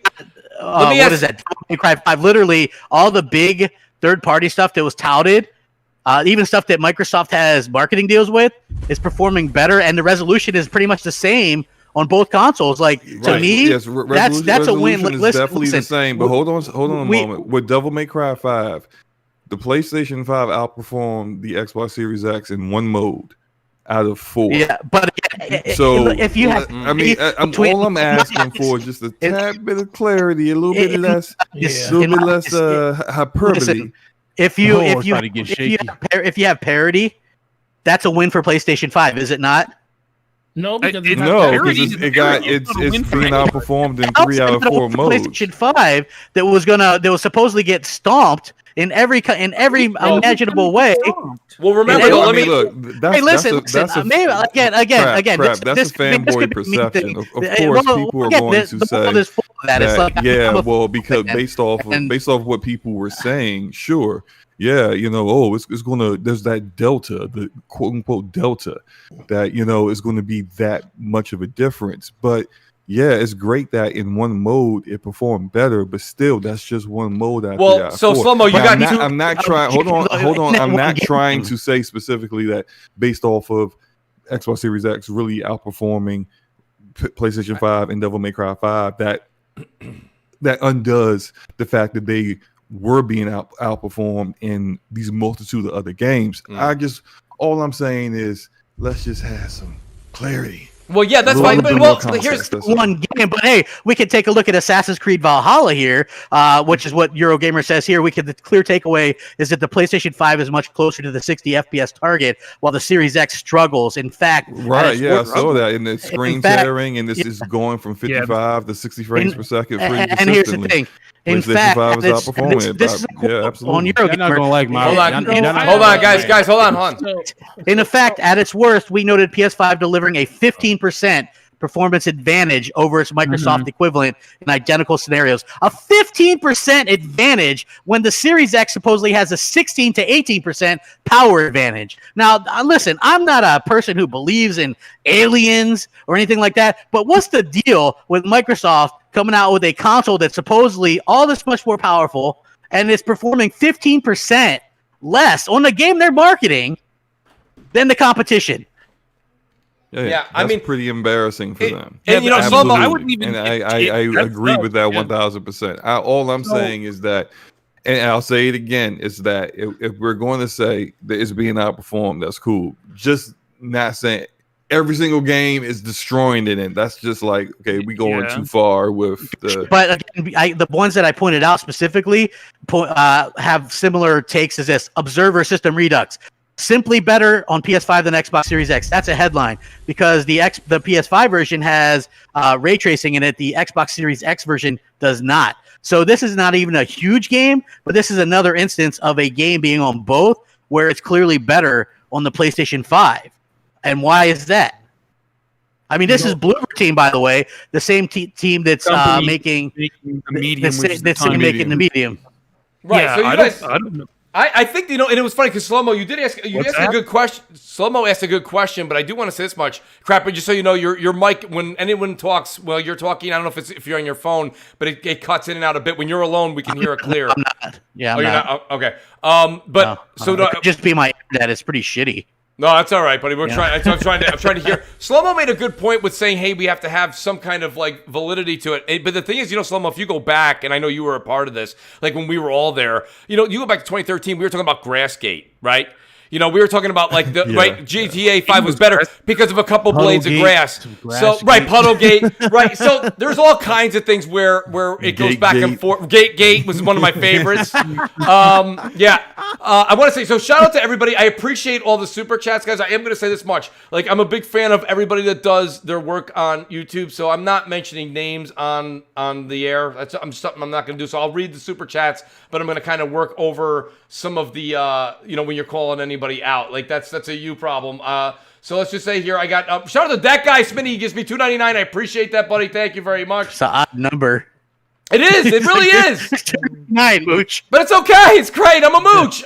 Viper XC says, does it really play better on PlayStation 5 if the PS5 doesn't work? Seriously, though, it's all about development, says Viper. I'm just seeing how far it went up here because you guys were really in a good conversation there for a bit. You guys do remember it is CrossFire, too. We don't like candles on the show. Mr. Miracle says, let's call it how it is. I'm not going to mention that. He says, the Dirt 5 developer is following. So, Mr. Miracle, I really do appreciate the super chats. But like I say, let's keep everything very civil. Thank you. That guy Smitty says, love the passion, Crap, you got a lot of passion fans out there. Olamoka says, now bots say it's all about just enjoy your games, resolution, FPS, meta Exactly. Sure. Well, you know, I guess. I mean, the if thing you about want it to say is that's a bot mentality. If you'd rather like just talk about resolution and frame rates forever. Yeah, I mean, instead of I just thought talking about like not even 10, Wait, 15 hold on, minutes you know ago what? we were talking about not talking like this. Like, You know, Addict, it's a tough one to avoid. Rice 879 says, Crap, Cook, don't bite your tongue. We've done let the Xbox guys pull. Both consoles are great. Josh Goddamn PS5 right. calling it the weak station, 9.2 teraflops. Variable clocks for 30 frames, RDNA 1.5. Cache in the bounce receives. So, I mean, the thing about it here is this. I do think when it comes down to it, let's just play devil's advocate, right? Because that's my favorite thing to do. well, That's how you if you play devil's if the PlayStation 5 was getting beat up right now, to use Crap's words and say getting beat up by the Xbox Series X if it was reversed. I mean, let's be honest here. We could sit here and say, I don't care. You would have the other side being like, I don't care, let's just game. So, like, the point of the matter is that we really thought that this was going to be something bit. You got something to add to it? Yeah, I was gonna ask you very simple because Addict already knows, Forte knows, and you especially. I game on what? Not just PlayStation, but what? PC. So the fact that dudes are using multiplats as some kind of fuel for the console war, saying that my side plays the best, my side plays that. Let me tell you something, and I want you to hear this loud and clear. This is coming from a PlayStation-centric gamer. Neither side has the definitive multiplats. That is on PC. Well, don't forget the console gamers. Hold on. Slow-mo backslap will add credits to this even further when it comes to what, Slow-mo? Rogue Company. Rogue Company. We don't max just talk frame about rate games. for Rogue Company is 150 frames per second, and that's how I play it on my PC. But you do have to remember something though, guys. And I respect. I have. Listen, wait a minute. Console gamers are just now getting the luxury of playing at 60 on all games. No, okay, well with 120 in certain. But if I may chime in there, I get your point. First of all, console gamers will always tell you, listen, I'm a console gamer. I don't buy into PC. That's fine. So you're right. Your statement is 100% accurate. The other thing is when you said console gamers are getting to 60, well, here comes the debate again. Here comes a great conversation where we had 10 to 12 months of power discussion, and now you're seeing with that one scene from Valhalla where the Xbox is sometimes getting down to 46 frames where the PlayStation held 60. And like that's the one thing where, like you say, well, now the consoles are getting there. But the question to you, Bit, I'll pass the baton back to you and say, are the consoles both getting there? This is what I want to ask the question. Go ahead. No, go ahead. Ask it. I got a rant to go on. Right. So the consoles are definitely getting up there, right? You're getting 4K, you're getting 60. That's cool. But you know, Sonny, you can also get 4K 60 with something as little as a 1070 Ti. Right. You can still get 4K. You could get there probably. How long ago did the 1070 come out? Oh God. 3 years ago? 2 years ago? 2.5, 3 years ago? Long time ago. Okay, see, that's, there you go. So you can still get you can get that on PC still. You don't even have to get a 3080 card. Now, when we're going into ray tracing and stuff like that, then yes, you're gonna have to upgrade to the the more expensive cards. Absolutely. You get 3 times more. You know what I'm saying? You get 3 times more bang for your buck, so to speak, when you go to those type of extremes. But again, I'm just saying the argument about multiplats being better on one side. First of all, I don't understand how this shit even became a thing. I said this shit numerous times. Like, so yeah, you're arguing about multiplats being better on this side, but when people use those same multiplats that you talk about, right, as like a counter argument to what you say. You played the victim. I don't understand that shit. Listen, who's playing the victim? The thing about this shit all the time, it will always be the first party. That's why I said Microsoft and Sony. The main thing you should be preaching for and voicing your concerns for is the first party content. I have. Period. Okay. I'm not talking about you. I'm not talking about you. I'm talking about everybody. Now let me make a point. Let me make a point real quick. You bring up PC and I bring up who's PC because there's no fucking standard there. Okay, you got a lot of people. There's standard among cards. There's not. I mean, you got a lot of people. You look at the Steam. You look at the Steam average PC. It's less powerful than a Series X and a PS5. Facts that or no facts? Doesn't mean that there isn't a difference. Facts in or no power. facts. Also, if I were to play, hold on, guys. Hold on. If I were to play Destiny 2 on my PlayStation 5 or my Xbox Series X, am I going to run into rampant cheating? What? Okay, I'll give you that. I'm right behind with him on this one. If I play that on PC, am I going to run into rampant cheating? I'm right behind crap on this. There you go. Because what does that have to do with power? I don't know. Hold on, guys. Hold on. Guys, let me rebuttal. I don't know where that has to do with anything. Hold on. Because there's cheating on every platform. Frames, 12,000 fucking resolution. But if you're playing on PC with the people that are cheating, I have the best version because there's no fucking cheaters. That's bullshit. Yeah, I know that's one game. I know the cheaters on all platforms. But if the average PC is less than what these consoles are putting out, then your argument's fucking destroyed because there's no average. There's no PC. Yes. Oh wait, There hold is. on. No, wait, hold on. Guys, hold on. You cannot take My the weakest. PC. You Hey, listen, I cannot have a take the PC. weakest PC and I have a then PC. say I'm only going to measure There's no to standard. next gen I'm saying consoles Hold on, to guys. the Nobody- weakest PCs and say they don't I'm matter. saying That there's no doesn't make standard. any sense, crap. I'm That's saying- like I'm me saying there's saying no- I'm going to take the strongest PC and then I'm measure saying- it against the Listen, Xbox hold on. I'm saying, VCR. though, That there's doesn't only- make any there's only sense. one PlayStation 5, right? There's not 18 different setups for that. That's what I'm saying. I'm saying there's no set standard, quote unquote, for PC. Everybody can run a different setup. So what I'm saying Which is is also the reason why PC will always have the power, which is what Ryan's point was. There's no point Exactly. in console guys Thank talking you. about power. Listen, That's if what he's the- saying. Thank you. We already Well, know hold on. that there's Listen, different majority- versions. We already majority know that PC anyone can have a I don't know. completely I don't different know how build. the hell. Listen, I don't know the how the majority- hell. We Guys, gotta guys, reverse guys, that. guys. I got guys, the playing worst. with PC, then how is that winning the argument? Look, this is all. No one's trying to win the I argument. thought- Hold on, guys. We're I thought going. we was arguing. Wait a minute. Well, Let me Guys. say He's arguing at this point. Makes no Listen, sense. I hate to do round table like kind of thing where we have to do like one at a time, but I gotta be honest with you. You guys are all talking to each other. I can't even get a word in, and the audience can't hear what anybody's saying. So you guys gotta slow down one at a time. Everybody can say what they want to say, but if someone says something, if you don't agree with it, just say, "Let me get next," versus just everybody chiming in. Because I gotta be honest with you, you guys were arguing with crap. I only heard every third word he said, so I didn't even know what he was saying. So wait, Forte, go ahead and say something, and then I know Ryan wanted to rebuttal too. I just have one question about this power. I'm gonna circle it back to the whole power thing between Xbox and PlayStation. We all know, on paper, what is the most powerful system out there? PC, Xbox, or PlayStation? On paper. PC. On paper, what's the second most powerful console? What is it? Series X. All right. So why does games that so this is why this whole thing doesn't bother me at all. This is just play on the platform you want to play on. mhm. Horizon Zero Dawn, when it came out on PC. Mm-hmm. Oh my god. What was Digital Foundry's assessment of that game? Didn't they say it ran worse? Yes. It looked worse. I had than a friend who couldn't get that game to work on his PC that for a literally month. played on the PlayStation. It said the PlayStation 4 version looks better and plays better than a PC version that is supposedly the highest standard of what you can play a game in. You hear? Yeah. So was there's the two. thing. So Forte, two things here. First of all, I believe initially, and you may be, I'm not saying you're wrong. You might be right. I thought they said it looked better on PC. It just played worse on PC.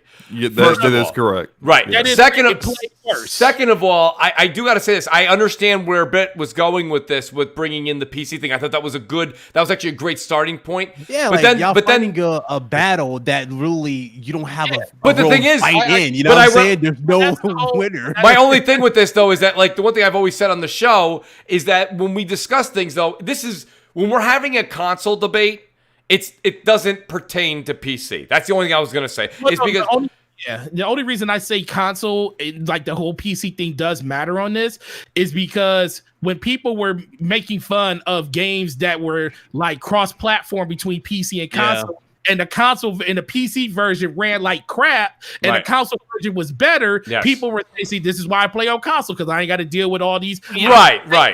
People are always going to come up It- with it- some sort of that caveat is and the same qualifier thing for with why people. they're better. It's the worst.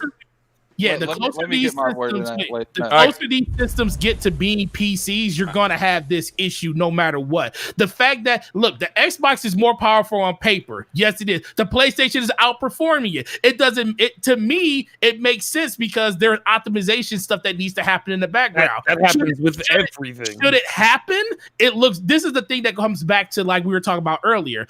The reason this is such a big deal is because Xbox doesn't have a first-party title to show off their system. They're relying on third-party to do it for them. Which is a bad move. That is the reason that this is a big conversation. If they could throw a game like Halo out there that was optimized and looked great and showed off the power of the Xbox, nobody would care about what these third parties ran at because they'll be like, yo, Halo didn't have this problem. Halo didn't have this problem. Flagship, you'd be like, oh, we got our flagship game looking I don't listen. The only thing I have to, and listen, we can only use our past as far as knowledge and facts, right? So Forte, I think you're 60% right. And the reason I say 60, it could even be more than that. But the reason I kind of go, and I lean back and forth with that is, if you remember back in 2013, 2014, even when both companies, first Sony and Microsoft, were firing on both full cylinders and putting out first-party games, you still had Digital Foundry attacking for Far Cry 4 looks better over here. Assassin's Creed Black Flag looks better over here. So you got to understand something. So,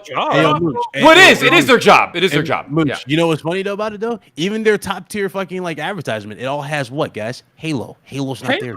Yeah, it's not there. Right. But Halo also didn't really, I'll be honest with you, unless you guys want to, if you guys want to prove me wrong, please do. And Addict, you've done numerous videos on this and you've been very vocal about it. From what I saw on July 23rd, and please guys, if you don't agree with me, please tell me. If that was what they put out on the Series X, I also would not have been very impressed. We're talking about if Halo... we're saying that's what Forte was trying to say, Mooch. If like they put that out and it actually looked on par with what they were talking about, then that's like saying, and if I could jump off my roof and Neo myself over to your roof, right? I mean, I'm saying realistically, and I'm just trying to be like, keep things like we always say, we got to keep the same energy. Shout out real quick to MexJ88. He says, guys, let the games do the talking. Shout out to MexJ88 who makes some good sense. Fun video games, right? Bathy J says, hold on, I'm getting yelled at in the chat for not taking care of these. Bathy J says, has there been one game that has clearly been better on the Xbox? Have there been that many that are even? Seems the majority are better on PS5. So shout out to Bathy J. He's not incorrect there. Glorious War says, it's funny how the narrative changes when just a few months ago, editor-in-chief of Windows Central and a writer from Verge were spreading FUD about the PS5. So there's Glorious Warrior saying that. Olamoka says, I don't know, he must have an article somewhere. Yes, but he says yes. Hey, but he's talking about that CPU nonsense where even Albert Pinello, former Microsoft guy, now Amazon guy, was saying that even the Series S would have better frame rates than the PS5. Yes, he did. Yes, that's correct. Yeah, I remember Albert chiming in on that. Olamoka says yes, but PC aren't included in the console talk. This is PlayStation, Nintendo, and Xbox, not PC. Yes, PC can do best res and FPS, but now it's about consoles. Glorious War comes back and says, the whole argument is about the narrative leading into the next generation launch. A lot of people were downplaying the PS5, those same people are now silent. Very true. Mr. Twister says, PS5 is well-balanced system with a lot of passion put into it. Series X is just a rush job. I called it back in December. I don't think it's a rush job. I really, really don't. I do think it's a lot. Optimus Prime. The tools aren't ready. Optimus Code, not Optimus Prime. But Code made a good point to say that because Microsoft is trying to go with that new tool set. Guys, what is that? It's the GD. They're trying to switch everything over to Game Core, yeah. It's Game Core, right? So they're going with that. So that way it plays best on PC, console, etc., right? Optimized for that, For all that. So that's new to developers. And let me tell you something, guys. That, listen, you guys can all say, Mooch, you're full of it. And that's fine. If you guys want to say I'm full of it, that's fine. But I will say this much. Usually what happens out the gate, because the tools only advance best on both sides as you progress. Like, look at The Last of Us, right? The Last of Us 2 on a 1.8 teraflop machine. It's still like your the eyes best melt. Looking game on the system. Right, exactly. So it's at the end of the generation when exactly, they Pam. have all the knowledge of making games on this. Red Dead 2. Right, exactly. Great examples. So if you're, it's. I like using sports analogies with my friends sometimes. Sports all the time. But if Joe Burrow comes out and throws 2 interceptions first game, you don't go, it's fucking over. Throw him in the trash, man. Who cares? Right. It's done. He's never going to be good. You don't do that. You just go, all right, we got to figure this out. We got to see if this works out. That's 100%. Yeah. No, and I think the biggest thing that I want to say is the conversation on this is valid. Like you said, we got to have the conversation. But the biggest thing people got to think about is, same thing happened during the 360 and PS3 era, where 360 was not the most powerful system. We keep forgetting. That's a good point, Forte. People were talking about how often have we kept hearing from developers during the setup of these systems and the launch of it? PS5 was easier to develop for. Oh my God, yeah. that was the whole conversation. So to me, in my mind, I'm like, okay, so probably out the gate, it's going to be more optimized to run better on PS4 on PS5 just because of that. Because Xbox changed all their stuff, but you got to think, same thing happened during the 360 and PS3 area.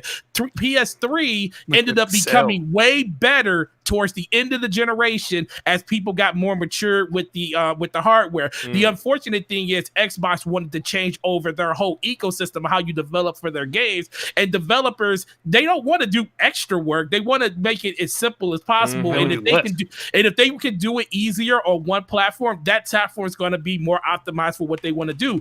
Xbox right now is just not running as well as it needs to. Is it running horrible? No, but the only thing is it just looks bad because they have all these marketing deals with all of these powerful games, console ever. and they have that's the moniker most fastest, most powerful console. And right now, you're not the fastest console, and it doesn't look like you're the most powerful because you're being outperformed. So it's a bad look, but it doesn't change the fact that this will sooner or later figure itself out. It just depends on if people are, going to be on a platform. Well, Forte, the thing is, and that's an interesting point, and I agree with you. And believe me, I was on that bandwagon 2013, 2014 saying, listen, once things all come to fruition, this is all going to level itself out. The thing about it is that when it comes down to it, maybe technologically, I think you're onto something, Forte. The problem is mind share and mindset. You've got a situation here where Microsoft is very lucky what's going on in the global pandemic, because to be honest with you, I think if this was just status quo, I think Sony would have literally just, like, the minute the gun went off, it was just gone. You know what I mean? I think that the thing about it, it's going to even keep them in check until early next year when things are resupplied. I think you have a situation here where this is going to take time. And this is Digital Foundry that said this. Crap read it just a few moments ago. He said they're going to take some time to get their tools. And he goes, don't think you're going to see a change the very next, like Far Cry 6 comes out early 2021. Oh, the Xbox Series X, the tools are out there. It's fixed. It's going to take some time. It's going to take a year or two. At least, Cam, exactly. And by then... And no one wants to wait, because the thing with Xbox for the last 2-3 years has been, you got to wait. But I said it on Brap the other night. I'll say it again here. You don't got a Thanos gauntlet. You can't snap things into existence. That's just how development for software, video Cam, games, tools work. You guys wait. And Cam and Addict, you guys tell me if, again, I didn't have to wait on the PS5. Yeah, that's the thing. Yeah. That's the thing. And if you don't want to wait for Xbox to be better, go sell the damn thing. Someone wants it. But the thing about it is this, though, Cam. But here's the thing. If I sell it, how can I talk shit about it? Yeah, that's a good point, Crap. How can you? Exactly. That's why I got one in the first place. Yeah, so I knew what the hell I was talking about. Yeah. No, that didn't change the fact that content. How can you be expected to talk about these things if you don't have them? I didn't say you sell it. I'm just selling it. That's just plain and simple for me personally. When did you get your PlayStation 4, Crap? I got my PlayStation 4 2015. So what happened during the first? I got called out for rightly so for talking shit about PlayStation 4. Oh, I just want to make sure. No, he's been saying that. Forte. He's been saying that. Okay, I just want to make sure. Oh, for sure. He's almost. Go ahead. At the end of the day, Microsoft taking the L because they've been promoting the power they have. But it's just it's like that's just as far as that goes. Like, I get it. People go about the power. I get it. People talk about the power. But like, when I came into this, first off, I don't even have Digital Foundry subscribed to. I don't care what Digital Foundry has to say. Like, the only time it's relevant to me is when my shit ain't working. Like, I like, for those of you that've been following IOP, I don't give two shits about this performance shit. That's true. Right now, I am on Destiny. I'm on Destiny right now because I'm on PC because Xbox didn't give me that patch, and I put that on Microsoft and Bungie. I don't put that on just Bungie or Microsoft. They both should have worked together and made sure that patch is out day one. But like, it's just like I just don't feel the need. Like, how I've always been when it comes to content is, I think that it's illogical to continue bringing up a topic when you haven't given enough time. And I understand, the console came out last week. Like, there's literally physically nothing they could do to I would say I have to object you there, because we heard back in 2015, well, we heard in like 2018, 2019, pardon me, that in 2015 they basically said, okay, we're done with the Xbox One, we're focusing our attention on next generation. Everyone, and I talked to other people behind the scenes, they said, Mooch, wait till you get a hold of what is going on at Microsoft. When they launch that next generation console, you're literally going to get blown away. Here's my thing. It's not that it came out a week ago. That's not fair to say. They have literally been working on this thing since 2015. They've been working on Halo since 2015. Halo gets delayed. It's the only eggs they had in their basket. And now we're hearing the tools are probably a good year and change off.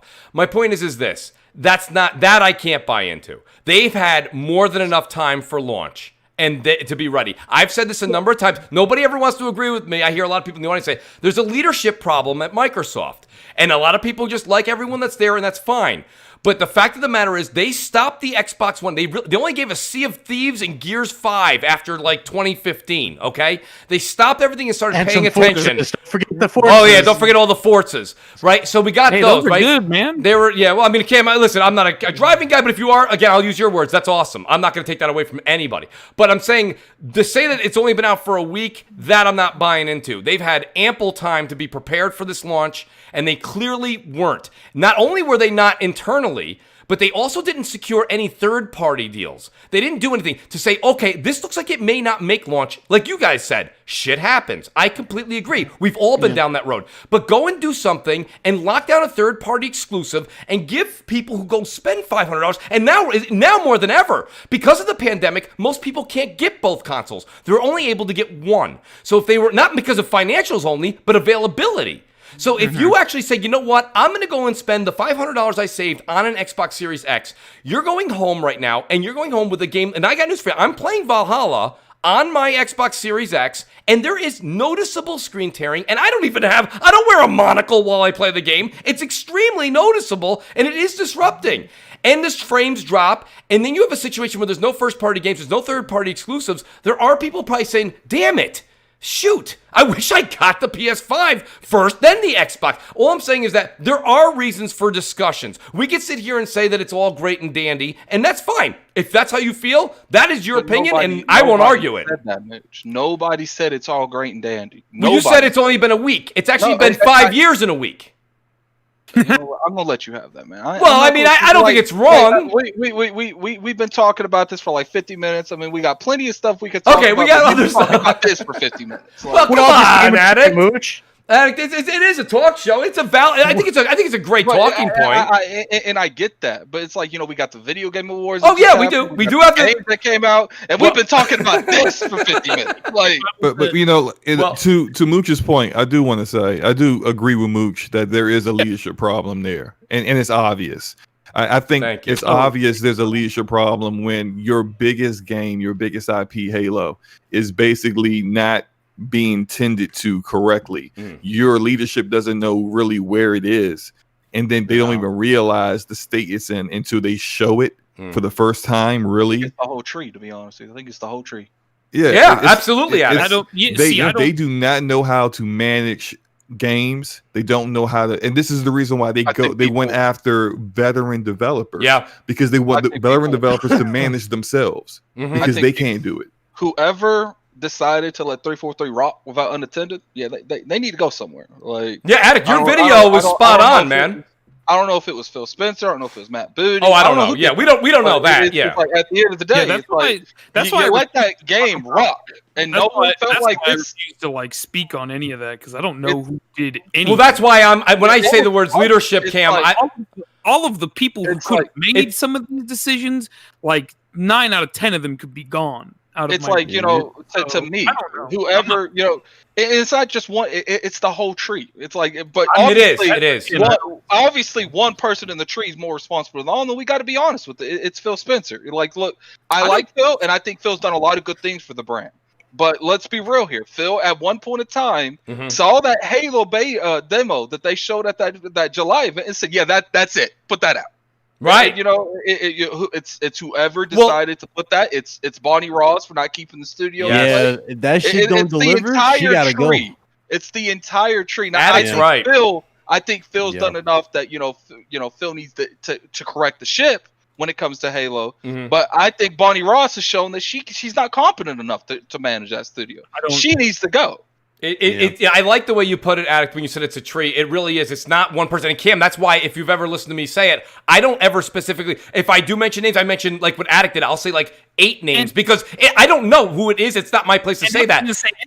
I'm not going to say any of those 8 names either because what the decisions that they make are so beyond what anything that we could even, they fucking have to sit there and have input from shareholders and people. Oh, yes.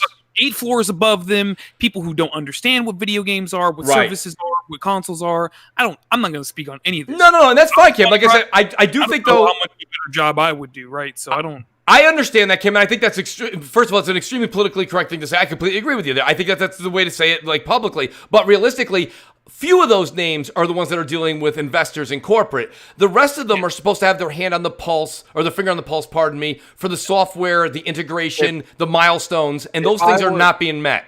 If I were a betting man, the true culprit is whoever's communication between 343 and Microsoft itself. Like whoever goes over there and monitors 343. I think Bonnie Ross got some to blame. I think Chris Lee had some to blame. That whole, and I think they were shoveling in too much stuff. They got a Halo movie. None of that nonsense. All that shit needed to go away. That's right. When it came to the They're still quality doing of that the game. TV show for guys. Yeah, they're still doing the Well, I mean, the Xbox executives need to know where the game is at. At this point, but they should have known where the game was at a year ago. Yeah, so exactly, they can properly Slow-mo. plan these things. Yeah. It's like it's the lack of understanding where it's at, and then now they're scrambling. Now they're trying to get Joseph Staten in. They got Joseph Staten in now. Right. You should have brought Joseph Staten in a year ago. A year or two.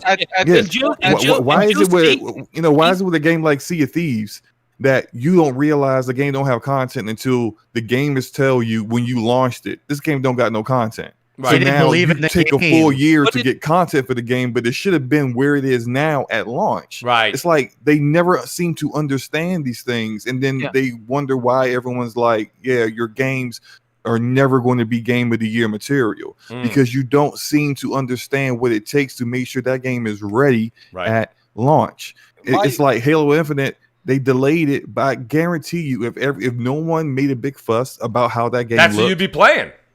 We'd be playing it right now. Yeah, I think that game would have got delayed regardless. If you see all the other games getting delayed this year because of development problems dealing with remote development, I completely agree with you on other games, but I dead ass 100% guarantee if the backlash wasn't going to be there, Halo's going to be a sacrificial lamb just to be a launch title. Look at the box. They were so confident. Yeah, it's on the box. They couldn't even change the box. Sure, yeah. Yeah, and it's on all the Mountain Dews, and it's everywhere. I mean, like, that's the thing. And, you know, that's the point of the matter is that when it comes down to it, 2-3 years ago, Matt Booty was brought on. He was supposed to be the saving grace. He's supposed to be the one that was doing what Phil's job. And guys, I'm paraphrasing. Like Cam said, I don't necessarily know. I haven't gotten flown out to Redmond to see what they all do. But Matt Booty's supposed to have his finger on the pulse of all the heads of the studios, knowing what's going on. Are they meeting their milestones? Do they have their deliverables? How are things going? And to be honest with you, I don't know. And it's funny. We say Bonnie, you say Phil, you say this. But no one ever brings up Matt Booty. Matt Booty's the one that's supposed to be watching over all of this, from my understanding, if I see the titles correctly. And I don't know if he's doing what Phil used to do. I think he's doing exactly what Phil did when Phil had his spot. I think he's got his marching orders, and he's just following. He's just following them. Okay. And the reason that I feel like this is Microsoft's fault in general, because they took on too much that they can realistically handle by themselves. Matt Booty, I'm pretty sure that what Phil Spencer did a couple years ago, Matt Booty got double the work now. He's got double the business he's got to manage. It's like before they keep expanding, like people's like, oh, they need to buy Capcom, they need to buy Konami, which it's just like, how about you let them manage the shit they got now? How about that? Like, and you can still keep making acquisitions. You're Microsoft. How much money do you have? Hire 2 more Matt Booties to do that shit. That's actually Cam. That's the thing. Again, so how far up the chain does it go? Where that's a decision right there, Cam. That is in Phil's camp. That's Phil's camp. What it is they need someone. They need like 3 people, with Matt Booty and 2 other people, and they need to always go out to these studios to double check what they have, and they need one person that they all come together to talk to that one person, and that one person talks to Phil Spencer. Thank you. No, Addict, I don't think no, you don't need. Did you say those 3 people need to talk to one person? That one person. Well, no, that report. That's generally how it works. He's doing basically it's a tree that goes up to Phil. Phil's not going to have 18 people tell him. Part of the tree trunk. Those people just talk to Phil. That's it. Then there's more that can be lost in translation. I just want to say on the Joseph Staten should have been working on Halo since Halo. Yes. I He think should, if, or whatever one that it was post him leaving. Absolutely, Cam. Activision saw all the shit that he did for Destiny Story, and they took it like a stack of papers and they threw it out a window and went, "Man, fuck you! This shit's stupid. We don't give a shit about this." if anything, I think okay, and then he worked on what he worked. I think they should hire Cam and Addict to work at 343 and run the damn shit. No, he worked on Recore. Addict goes no.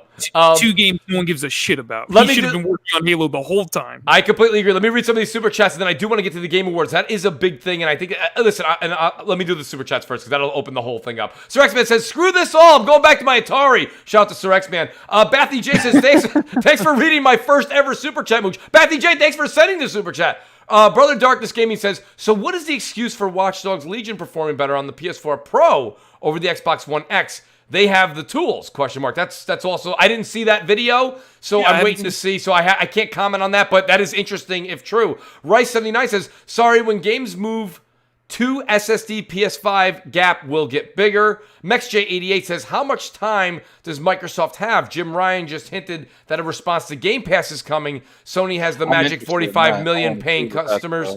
Yeah, I'll give you my opinion on that real quick, guys, too, and you can tell me if I'm right or wrong. Rice79 says, question, if GDK tools are cross-development to optimize for PC and Xbox Series X for one-to-one ports, so why is RDA 2.0 6800 XT not having the same issue? By the way, Rice79 is distributing a math test at the end of the show. I hope everybody's... That sounded like a foreign Rice, language. I like what you... But I love the question the way it was stated. And Sergeant Salty Nuts just threw $2.99. I think he just had enough.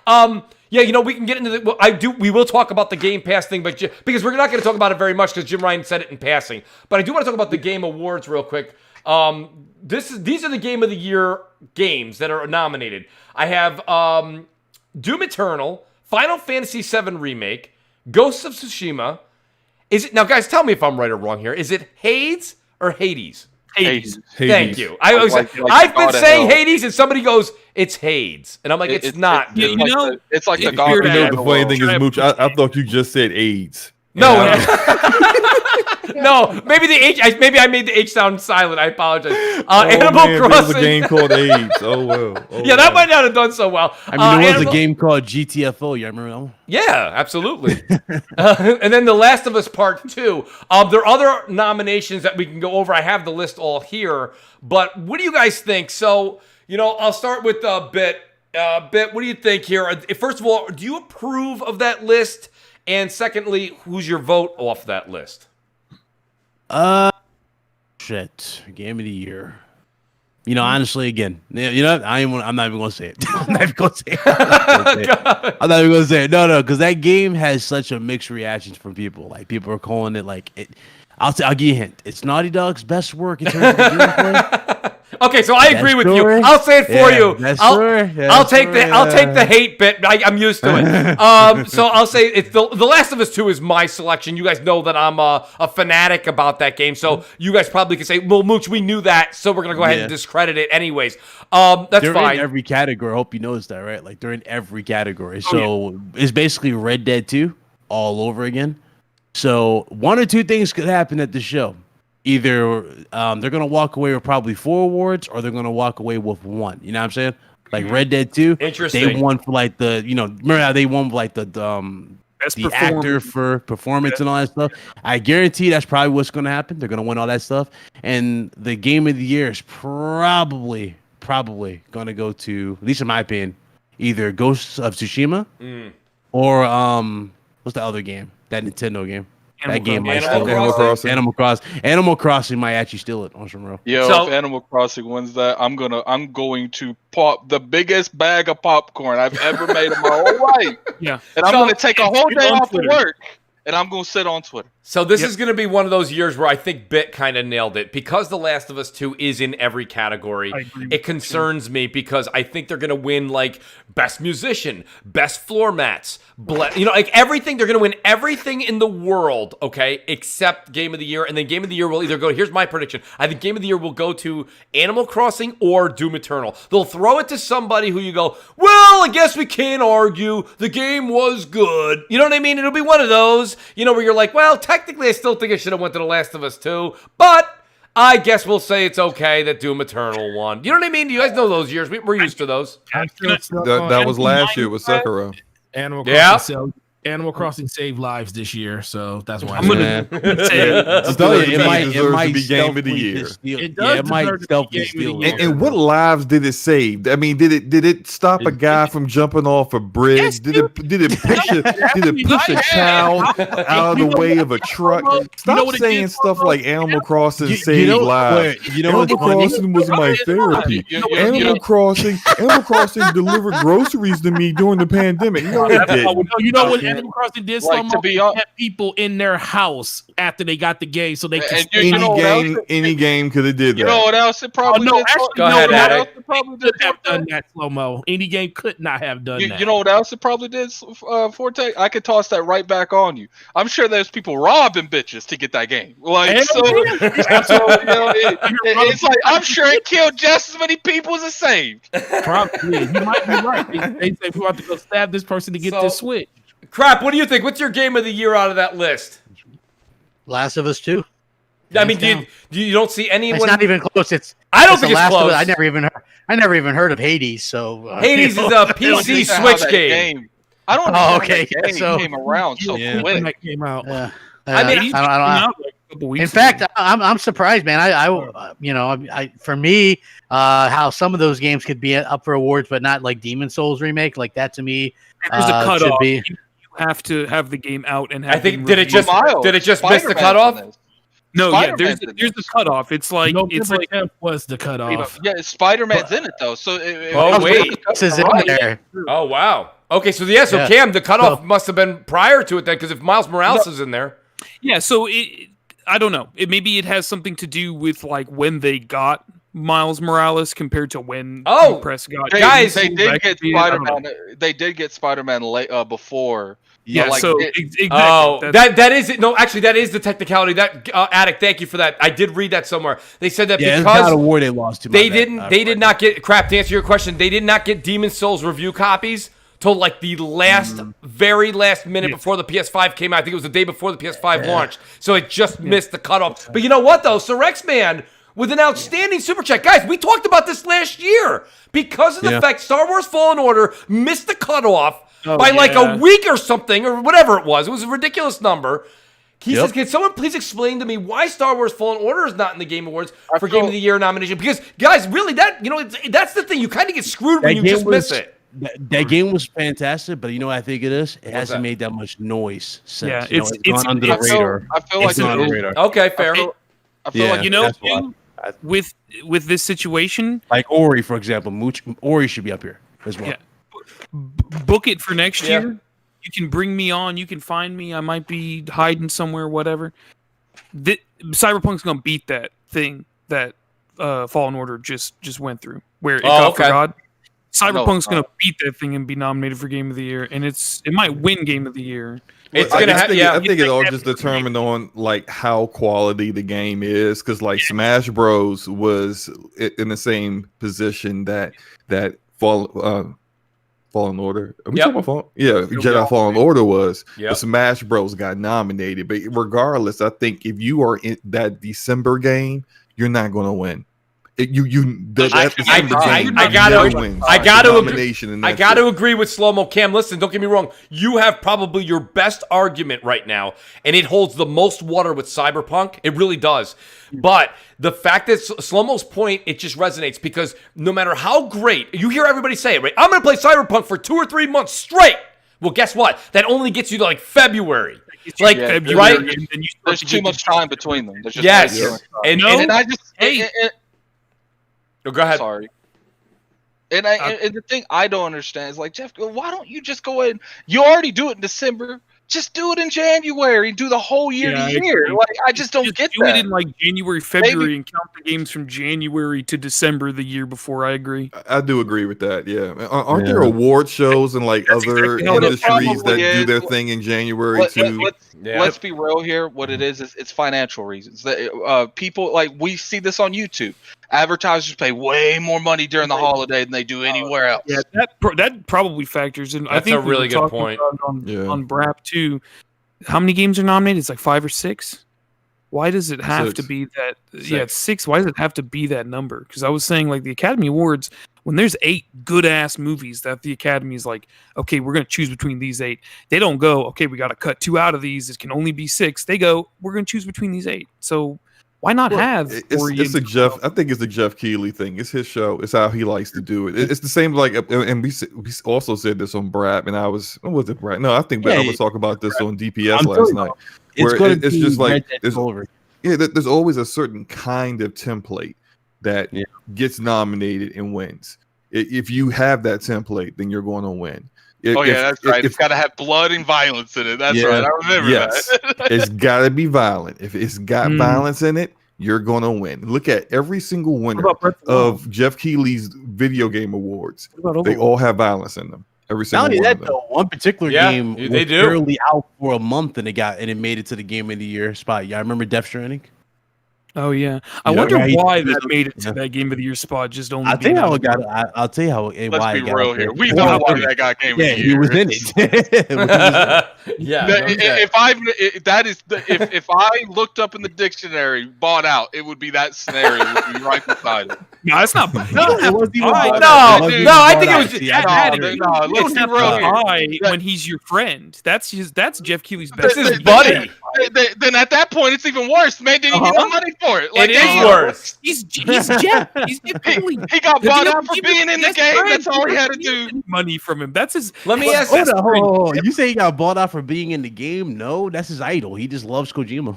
Yeah, exactly. Yeah. Look, man, you guys are him being in the game. Yo, him being in the game was just a highlight for his life. You guys are my people. But if you ever make games and I do a video game awards, I ain't giving you a freebie. Okay, you gonna work. Oh, come on, Addict. Come on. If I get the award, Addict, then Addict. The minute Addict has a top 5 video game, he knows. You don't even have to look at your caller ID. That minute that shit rings, it's me.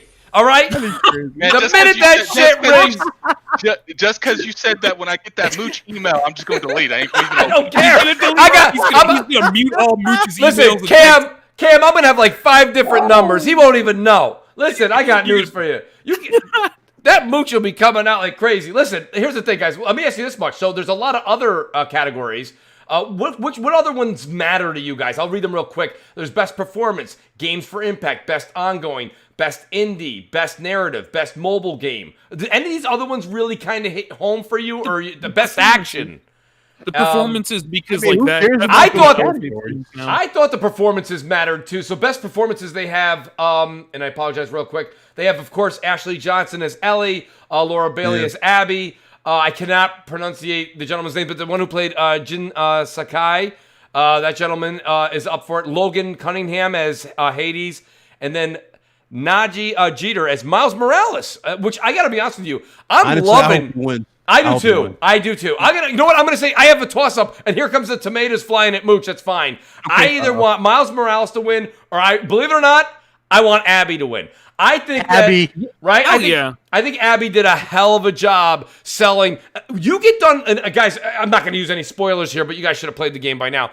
My point being is that I got to tell you, I never thought, if you told me before the game, just any other character besides Ellie, someone I would actually. By the time I got done with that game, I literally was on Team Abby, and maybe there's something wrong with me. Apparently, I don't know, but no. That's what they do. Like, that's the bait and switch. Like, they have you do all this violence in that story, like the first half. Yeah. And then they have you sympathize with the very victims that you either killed or made. That's how good it was. For example, like, I knew they were doing this the moment they introduced the damn dogs. You know what I'm talking about? When, like, the petting dog at the damn. I'm like, are y'all really trying to make me feel like a piece of shit for killing these dogs? I'm really trying to bite my neck off. The shit that came out, like, in the state of play before launch, or they were like, people will call their dog's name, and it shows Ellie killing a dog, and then the guy's like, little Captain Crunch, where are you, little Captain Crunch? I had the most crazy, like, Last of Us 2. I hated the story. Story's dog shit, but I'm not even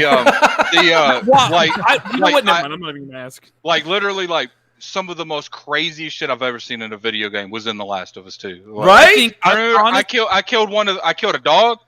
And the owner that had like the leash or something, right? Like, crouched over and started crying. I was like, oh, so you're an easy target now. So, like, but think about it, guys. You know, in Addict, when you said that, not only the aspect of having to kill the animal, that was something that definitely made you cringe. But another thing is like, if I could take, If I could take everybody back that dog had every intention on biting me.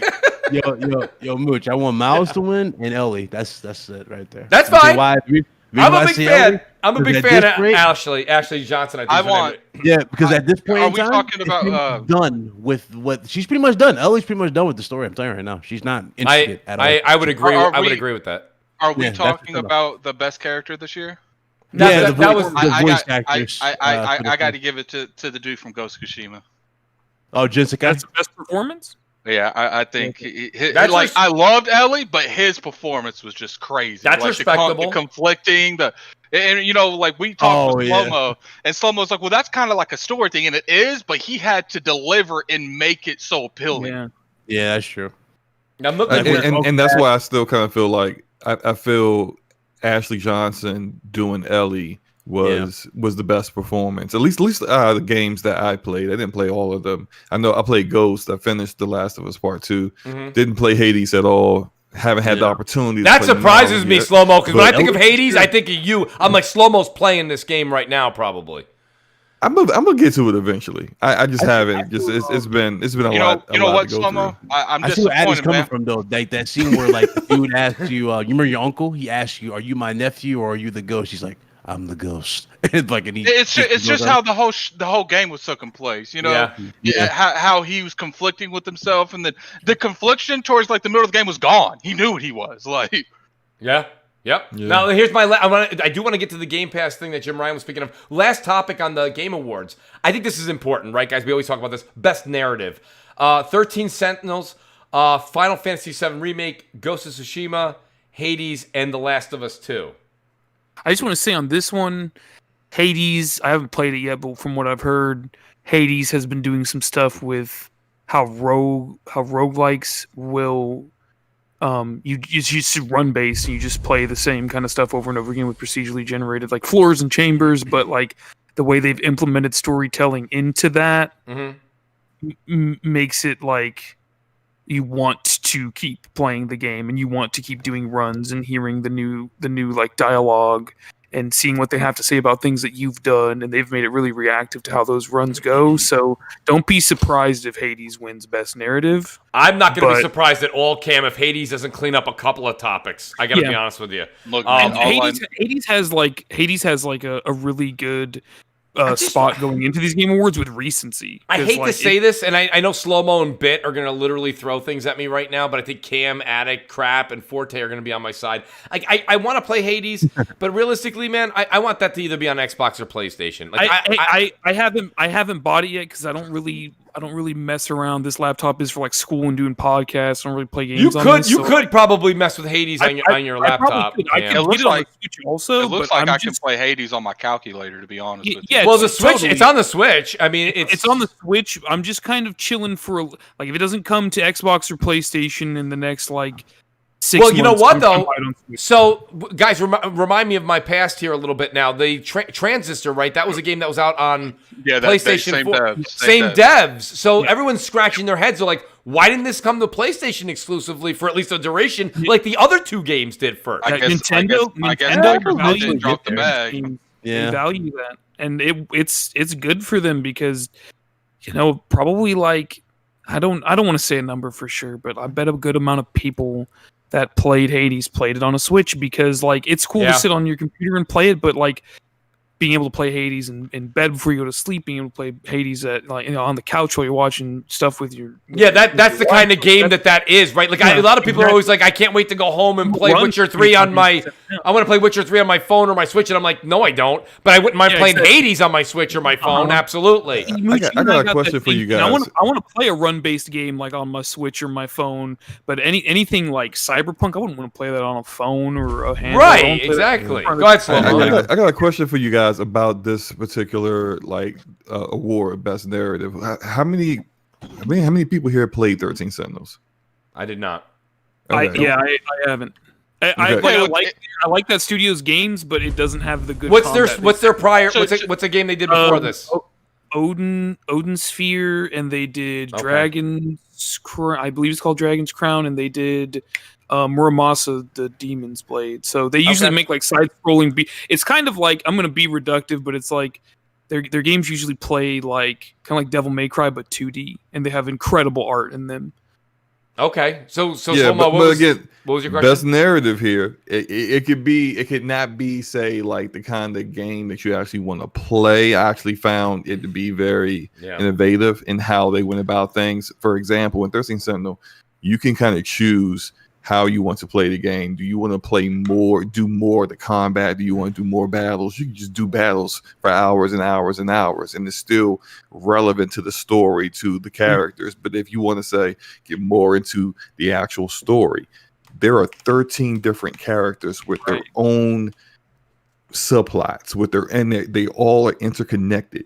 And you progress further in one person's story, it unlocks you to be able to do more in other ones, and it was done extremely well, executed very well, and it was very different than what you typically see in RPGs, where it's just very it's basically you just start from beginning to end, and it has. Go ahead. I was just saying, what you're talking about, I know this is an old game, it's not kind of in the same genre, but it kind of reminds me like the beginning of a game called Wild Arms, like where like you have to play individual characters and they meet up and then you play with them all. Like, yeah, but then that's also, but this one's different is that they do eventually meet up when they do the combat, like the battles take place in the future, whereas the narrative is more of explaining what's happening in the battles and how they got there. So it's just even though they do eventually kind of come together, it's you see these characters interact with one another in their own personal narratives, and it's really good dialogue. So wait, so Slow-Mo, you played 13 Sentinels? Yeah. Oh, awesome! I played about on a good 15. Yeah, I played on a PlayStation 4. I got like a good 15 plus hours in it.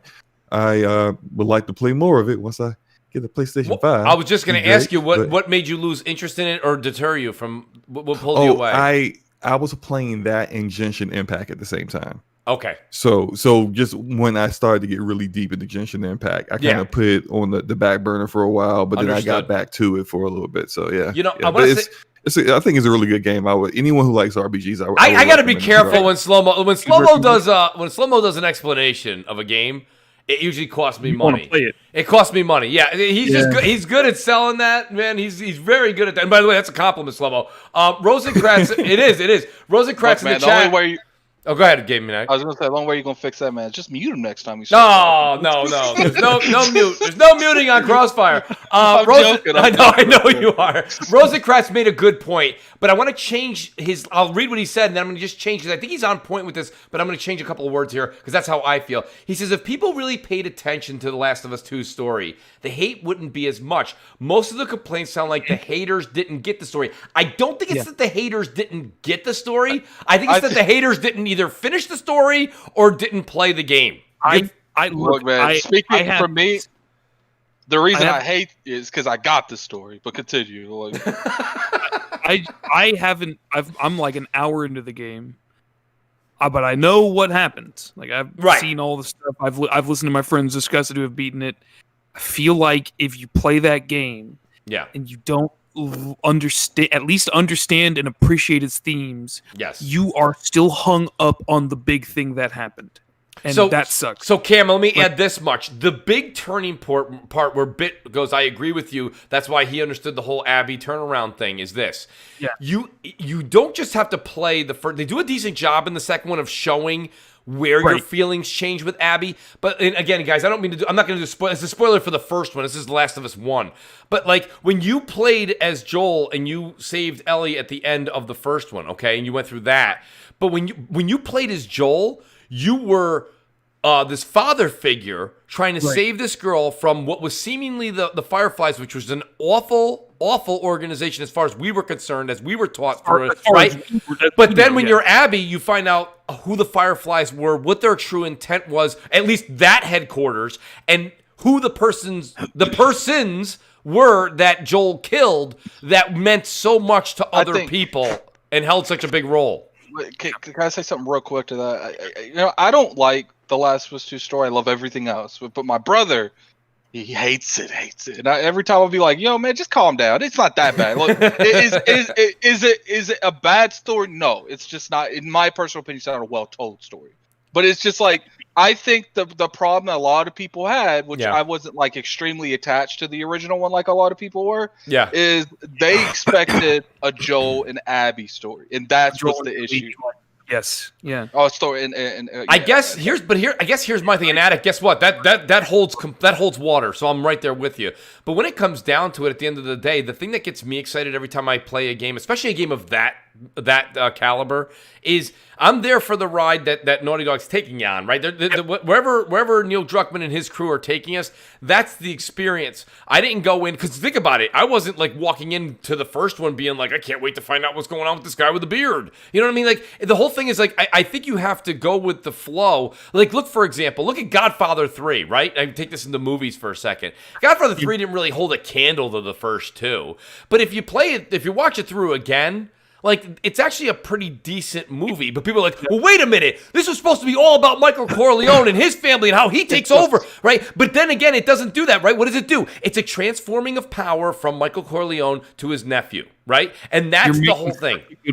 Mooch, I think this applies to so many big properties too, right? Like the Star Wars and the Marvels and the Halos and Gears of War and things like that. Yep. People play these things, experience these things, watch them, whatever, and they have expectations for what they're going to be, and they don't think like, oh, this could throw a curveball, this could be different. They don't want the variety. They have very it's sad. It's sad what something should be, and then when Halo 4 is not Halo 3 again, they go, well, this sucks, and that makes it. You're right. Gaming, it's sad because if you have that mentality on CrossFire again, Halo 4 is good and could be the best. Well, and you know what, Cam? Listen, what I was going to say, Addict, real quick was the thing is you can go ahead and say, I didn't think Halo 4 was as good as Halo 3. Yeah, that's fine. Sure. That's fine. Sure. But don't say it's like just awful or it's shit or this and that. Like, because that's the thing. You may say this isn't the right. Like, I'll give you an example, right? Like myself personally, Cam, great example what you just said. You guys all know this. I'm vocal, so I say it all the time. I say it almost every week. Like, I don't necessarily care for the direction that Gears went in, right? I don't. Like, I thought that I was totally cool with Marcus leaving as the head guy, but I thought it would go to James or somebody, somebody in the lineage of the Gears, like that first trilogy. Maybe Dom's unknown son or daughter, right? Right? Whatever. You know what I mean? Maybe he had a mistress on the side. Even though he was really going out there. I'm trying to listen. I got news for you. Nobody thought Joel was going to die with a golf club. Listen, my point being is there's a lot of different ways that things going to happen, and I think that you should. That's why I say, listen, it's not my bag, but that's fine. That's the path they want to take it on. The problem is Joe and Ellie was such a dynamic duo, and their story was so good that people loved they didn't love Last of Us. They loved Joe and Ellie. Yeah. So when you went to Last of Us 2, it was no longer a Joe and Ellie conversation, so people automatically revolted. But I think they set up with. I think they set up with The Last of Us that should have been expected. Should have expected that Joel would die, because this is the kind of world that they created. Like, people didn't expect Joel's daughter to die within the first 5 minutes, but they were shook by it, and that's what they wanted. They didn't want you to feel comfortable at all with any character surviving at any point of this game. I didn't have a problem with that. I didn't have a problem with Joel dying. What I did have a problem with is just in Seattle, I thought that the switching back and forth of Ellie for 3 days and then Abby for 3 days was a mistake. Yeah. Because even though I like Abby, I really do, but I didn't particularly care about this love triangle between her and these two dead people that I saw Ellie kill like 4 hours ago. Yes. You know what's funny also, Mooch? You know Good point, Slomo. And in the first one, they handled deaths 3 times better. For example, who remembers Sam and Henry from part 1? I do. Remember when they died? Yeah. And how impactful that was on the story. Well, and granted, they weren't with us super far. They weren't with us super long. They weren't. They were only with you in the sewers, basically. In the sewers and like in the residential part, right? Like, Yes. that's pretty much where you're at. Yeah. So those two parts are with you, and then bam, they're just killed off. Well, you want to know something though, Bit? These death, you felt that. I like what you're saying. You know what prepared me though for the absence of Joel and Ellie? And you guys are gonna laugh at me because everybody likes to laugh at it now that they're going on season 10. But when Shane died in season 2 of The Walking Dead, I'm like, how do you kill Shane? Like, I mean, what? Like, that really freaked me out. I'm like, how, that guy. The reason why they were following the comics. I know they were. But I mean, like, to me personally, like, if you're taking it just from a program perspective, like, I thought Shane was easily as important as Rick at that point in time. Yeah, I agree. You know, they were just trying to stick to what the books were. That's fine. When you're then early they slowly on, got away with it.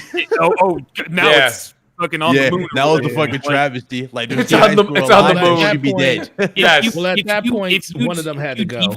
That's right. Because you're bringing people in that are like, they just have AMC, whatever, and then you're bringing people in from the other side, they've read the comic books. If you bring in people who've read the comic books and Shane lives for longer, those people are going to go, look, fuck you. Like, I don't care. Well, that's the problem. If you read the comic, Shane dies in like the second issue or the third issue or something like that. But he made it to the end of the second season. Yes, he did. But I don't think anyone who read the comics like myself had a problem with that, because I think TV Shane was way better than comic Shane. To my knowledge, sorry, I'm not a Walking Dead person. I know we completely went off track, but just answer this real quick before Mooch gets us back on track. Was Daryl never in the show? Daryl was created. Daryl was never in the comics. He's not in the comics. AMC. Yeah, he was created for Daryl and Merle are original for TV. Yep, and that's honestly, crazy. Pretty good. Oh, I love Norman Reedus. I think he's great in that role, and now you can clearly see it's Norman Reedus' show. I never would have thought that in season 2 or 3. Never would have thought that. Yeah, you thought he was like doomed in like season 1. Yeah, he didn't say a word. Reedus, he's expensive. He's just there to bring people in. You kill him. Could you imagine how awesome it would have been to be Norman Reedus for the first like 3 seasons of that show? Bro, like he literally showed up and they were like, "Here's your script," and he's like, "It's an empty napkin." Bro, they always do those fake outs. They think he's gonna die. Then they'll cut the commercial. He stabbed the damn zombie in the head. They always do that shit with Norman. Oh my god, it's like, listen, you don't have the balls to kill off the lifeline of your show. Stop with this bullshit. Stop. You're not gonna do it. Guys, I totally neglected some of the super chat, and I know we're after 9 o'clock, so I'll make this very quickly. Omega Slash Buster says Jeff said that the cutoff was, and Omega put 20th of December this year. And then he puts AKA today. I think he means November 20th. But again, I think we hashed that over on how they deliberated that cutoff. Sir X-Man says, remember that push the awards back last year for Death Stranding? Yep, I remember that. We do remember that. We went over that with Jeff and his good friend Norman. And then you got, Kojima. Sylvester Newton says, Ghosts was phenomenal, then dropped Legends Game of the Year easily. So that's definitely, I don't think if Ghost wins, anyone's upset. Sir X-Man says, best game of the year is the highest rated game of the year for me, Microsoft Flight Simulator. Don't say anything bad, Crap. I know you will. Of course he will. I know, right, Crap? Hey, man, let the man enjoy his flight sim. Right? Well, I thought he was airsick. I thought he didn't like heights. So shout out to Brother Darkness Gaming. He says, Last of Us 2 had a bad story, ? Compared to what, ? Animal Crossing, Halo. Tell us what you guys consider as a good story. I think we went over that, brother, but you make a good point. Elo Mocha says, Hades is praised like Celeste was in 2018. Yes, definitely a sleeper right there. That's the way that the media is looking at it. I agree. But don't forget, though, Ola Mocha, as much as you make a great point, when you have a Naughty Dog game in contention, watch out. I don't know if that necessarily could pull it off. And then Ola comes back and he says, no people were excited. An Ellie story,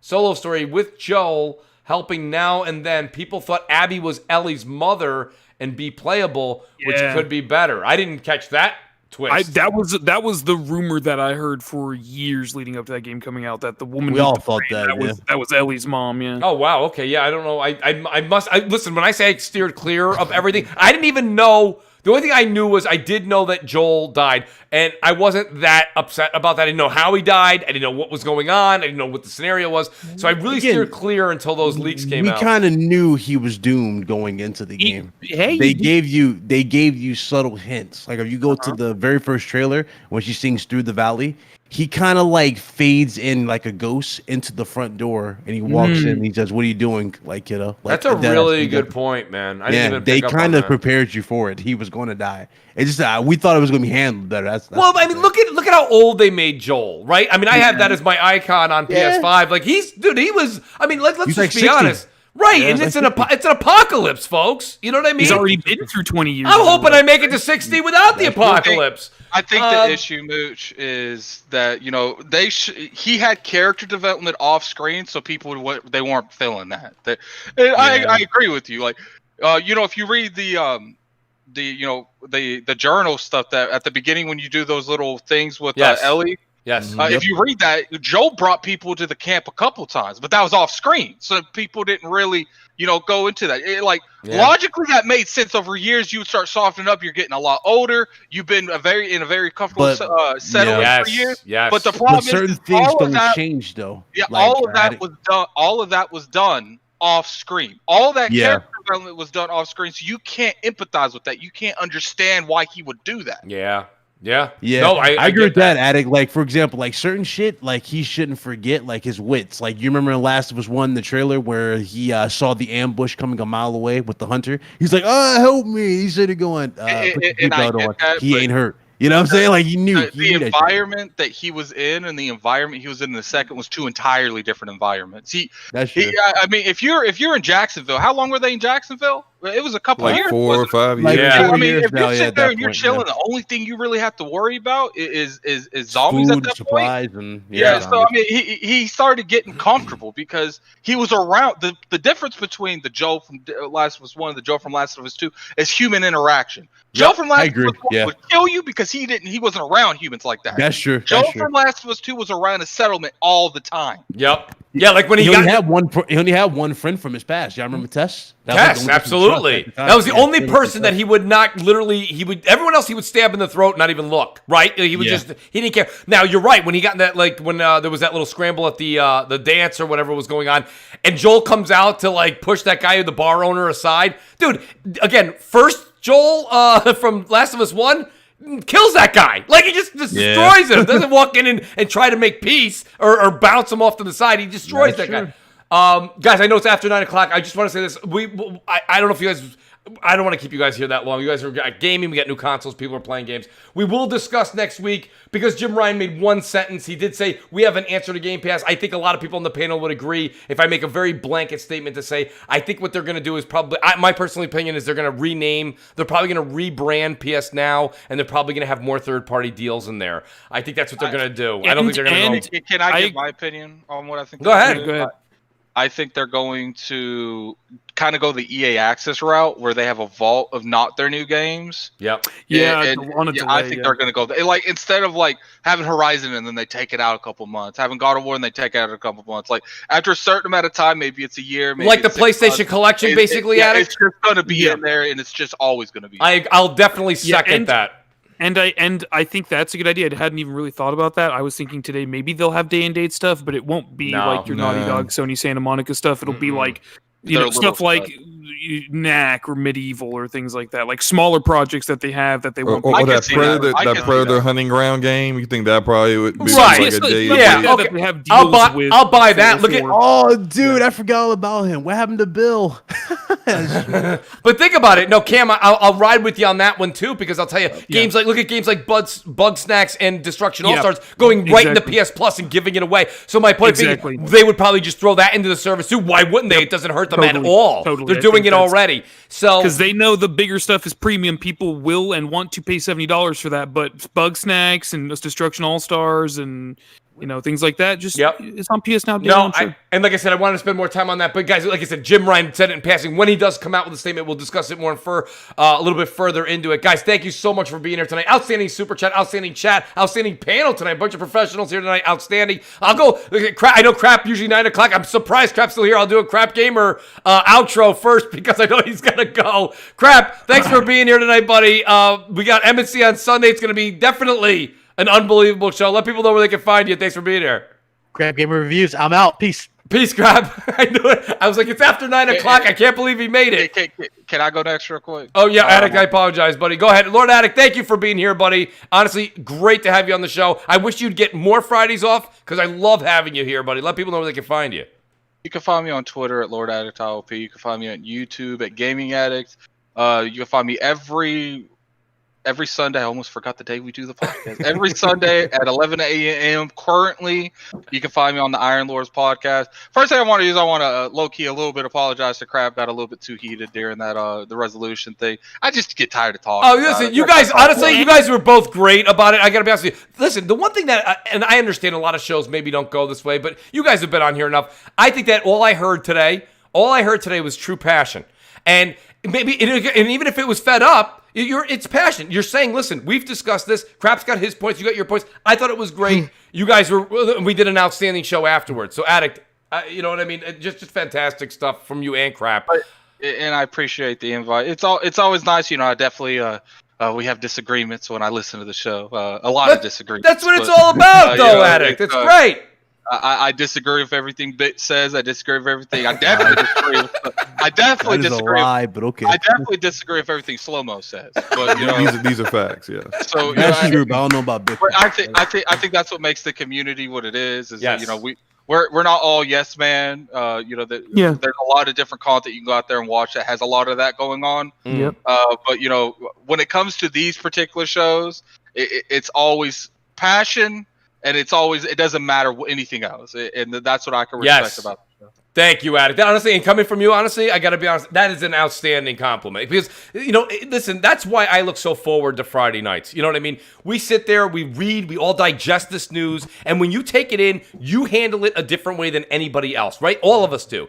And that's what's great about coming onto the show and having that discussion and getting it out there. And I got to be honest with you. People, great discussion changes people's minds. Every Friday night, I leave here thinking a little bit differently than I did before I sat in the chair. So I mean, that's just what it's all about, man. I think that's why a lot of people continue to come, and hopefully more people will come to the show. And Addict, thank you for being here, man. Truly means a lot to have you. And then I got my buddy here, Cameron. Cam always comes up. Cam, let me tell you something, buddy. Yeah. You are a lucky rabbit's foot for CrossFire. I mean, really? You are absolutely. I don't know if anybody brings more great discussion. I'm going to use the word controversy, but in a topical sense, right? I love it, Cam. Yeah. It's fantastic, Cam. Yeah, I think. Thank you, man. Absolutely, dude. Listen, you have your opinions. They're strong opinions. You're vocal, and I love having you on the show, bro. I wish we can get you on more often. Hopefully now, we're going into the holiday season, so that's probably going to be difficult. You're gonna have to hit me up with his info. What's your Twitter handle? You can follow me gaming at Cam Hambone. Twitter. I hope to God I don't bring this up, and you've been following me, and I feel bad for not following you. No, so how do you spell it? It's on the Addict. It's on the screen. If you could see it. Okay. I don't know if you can see it. I'm not worried about that stuff at all. But yeah, you can follow me on Twitter at Cam Hambone. I write for Tick. I'm on Tick when we do Tick. I sometimes do Brap. I have a good time talking about video games. That's why I got heated today. I'm tired of talking about resolution and frame drops. I want to talk about how good Watch Dogs Legion is. I want to talk about how it runs. But it's fine. You have to. You got to. But thank you so much, Mooch. Absolutely, Cam. I will having me on. Yeah. Just let me know when you're available again, buddy. You already know the invite is always there, Cam. So much for that Stadia love, Mooch. Oh man. Listen, I had to throw it out there. That's fine. Look, I'll say this much, and I know you guys are I'm gonna get definitely beat up for this one, but it's the same thing I said since day one. Stadia, xCloud, it's a viable option. You really got to say, right? I mean, the xCloud talk is also kind of meh at this point, and they buried it into Game Pass Ultimate. You know what I mean? It's just it's there if you want it. Yeah. Stadia's there if you want it. It's not if you don't. It is what it is. Like I said to Cam, there's no way when Cam gets done doing a 10, 12-hour shift, he's going home, plopping on the couch, pulling his phone out, and playing Witcher 3 on it. It's not happening. It's not happening. But a 10, 12-hour shift, he going to bed. He ain't playing. No, you got that right, Cam. I don't know, man. I think a new game comes out. I can see you pulling an all-nighter and making a lot of coffee. There's few games. There's one coming out next month on the 10th. That no matter how tired there it is. If a new game comes out, I can assure you, I've already worked it out with my boss, and I've already informed her that I'm not coming to work that day. So Right? You're like, I'm not working on Cyberpunk Day. It's like a national holiday. And I give it plenty of time. You know, they can't sit here. And I tell them too. I don't even care. I tell them exactly why I'm not coming into work that day. I take a whole week of vacation to play these new consoles and have no shame in my game. Why are you doing a week of vacation, Addict? AJ, well, they don't call me Addict, obviously. But why are you doing a week of, right? Why are you doing a week of vacations? Because I want to play these games. Like, I don't care. He's like, they don't call me Addict, but nonetheless. Outstanding, buddy. And then I got Slow-Mo backstab. Slow-Mo worked his ass off today. What does he do when he gets home? Pushes the whole family aside, doesn't eat dinner. He comes on CrossFire for you guys. Slow-Mo, thanks for being here tonight, buddy. I really, truly appreciate it. Yeah, I definitely ate dinner before I came in. I was trying to put you on a pedestal, Slow-Mo. Yeah, hey, let's say that I did. Let's say like it. Right? Slow-Mo didn't even eat today.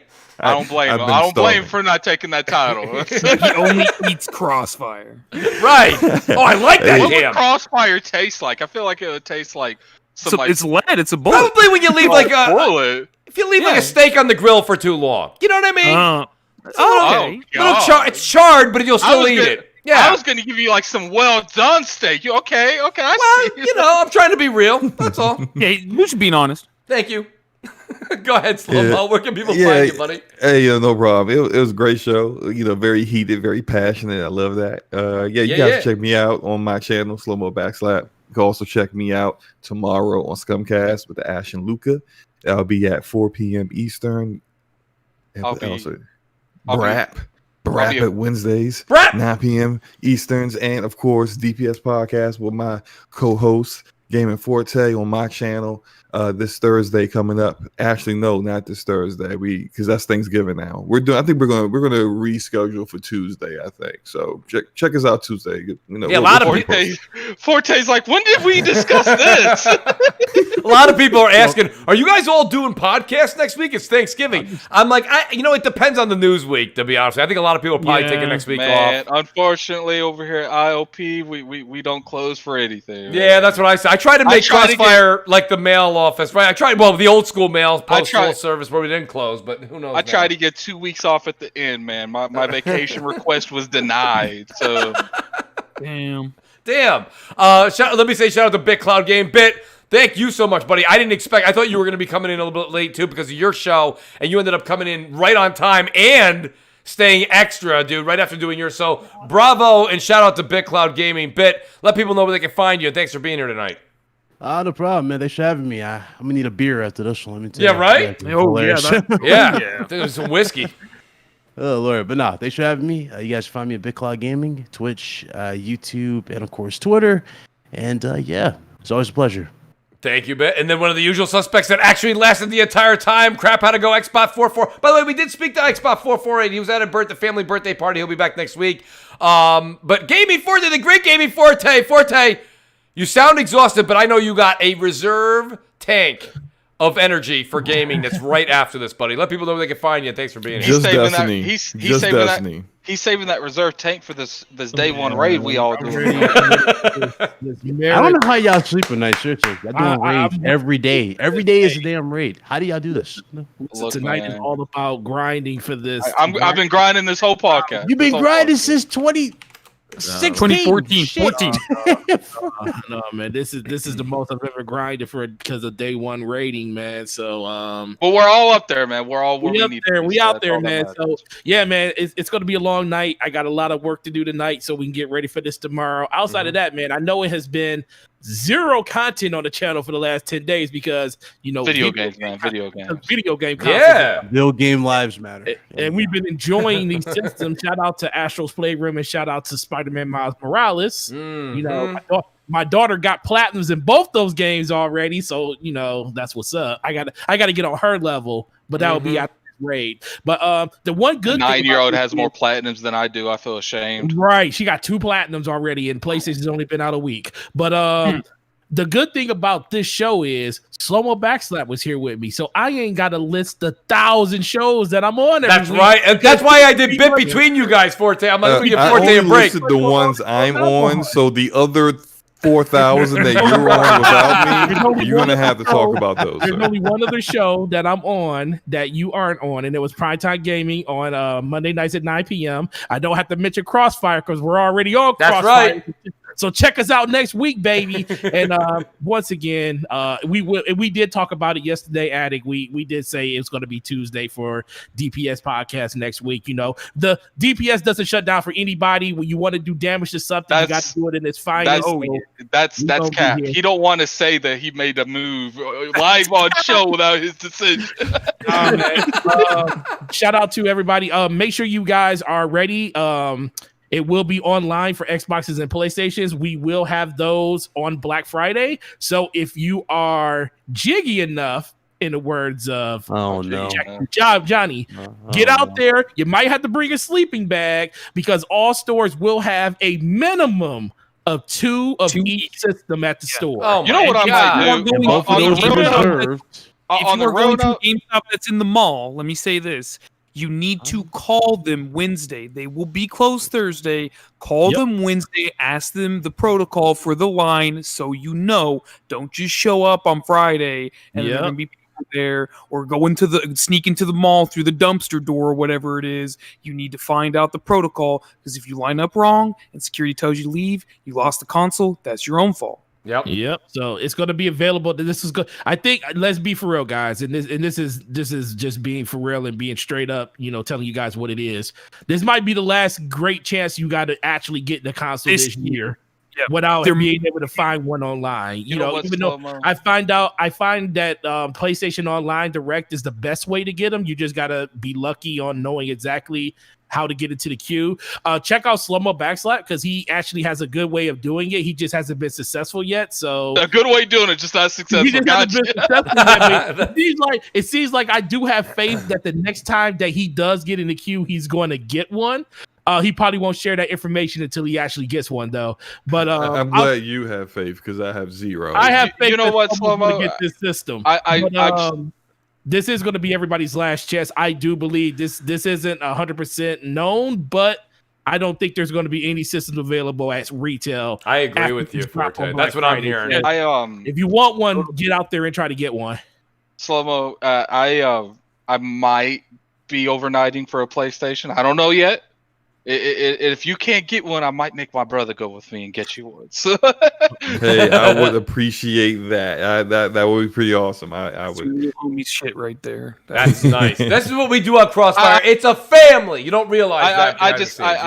I want to play. I want to play Demon Souls, and I want to play Astrobot. I ain't gonna lie. I ain't gonna even front. Yo, Astrobot is fun, man. I platted it. It's fun as hell, man. I want a complete remake to this. You still have to do your Bugsnax stream at 1,000 subs, Slow-Mo. You still have. Why we gotta keep bringing this up, man? Yeah, why does that keep coming up? You gotta remind me every day that this albatross is just like hanging over my head. Slow-Mo, this is gonna make me watch work hard. Slow-Mo low-key hate it, but then all of a sudden start singing the song. No, listen, this is gonna make me work harder for Slow-Mo. No. Slow-Mo, this is what's gonna make me work harder. Stop it. I love it. I gotta be honest with you. Slow-Mo, you'll have a hell of an audience. I got news for you. If I'm able to call you, Slow-Mo, on Monday morning and say, bro, I got you. You have to stream Bugsnax when you get your system. No, we're not changing the rule. No, that's a negative. No. We going out of our way to make sure.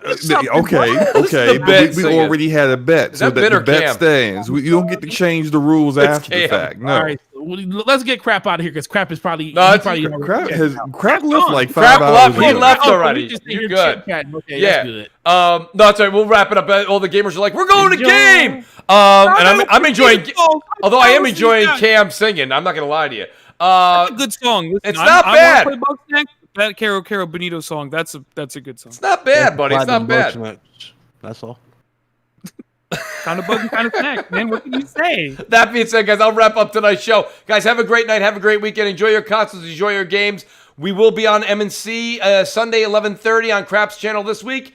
And I'll be in touch with everybody on Twitter about whether or not we're doing Crossfire next Friday. There's a good chance we are. I agree with Addict. We kind of do the same thing here. I usually only take about 2 weeks off a year on Crossfire, so we'll aim to be on. But if it's a real slow news week, we'll see what's going on. That being said, guys, enjoy your night. Enjoy your weekend. Game on. Peace out, everybody. Good night.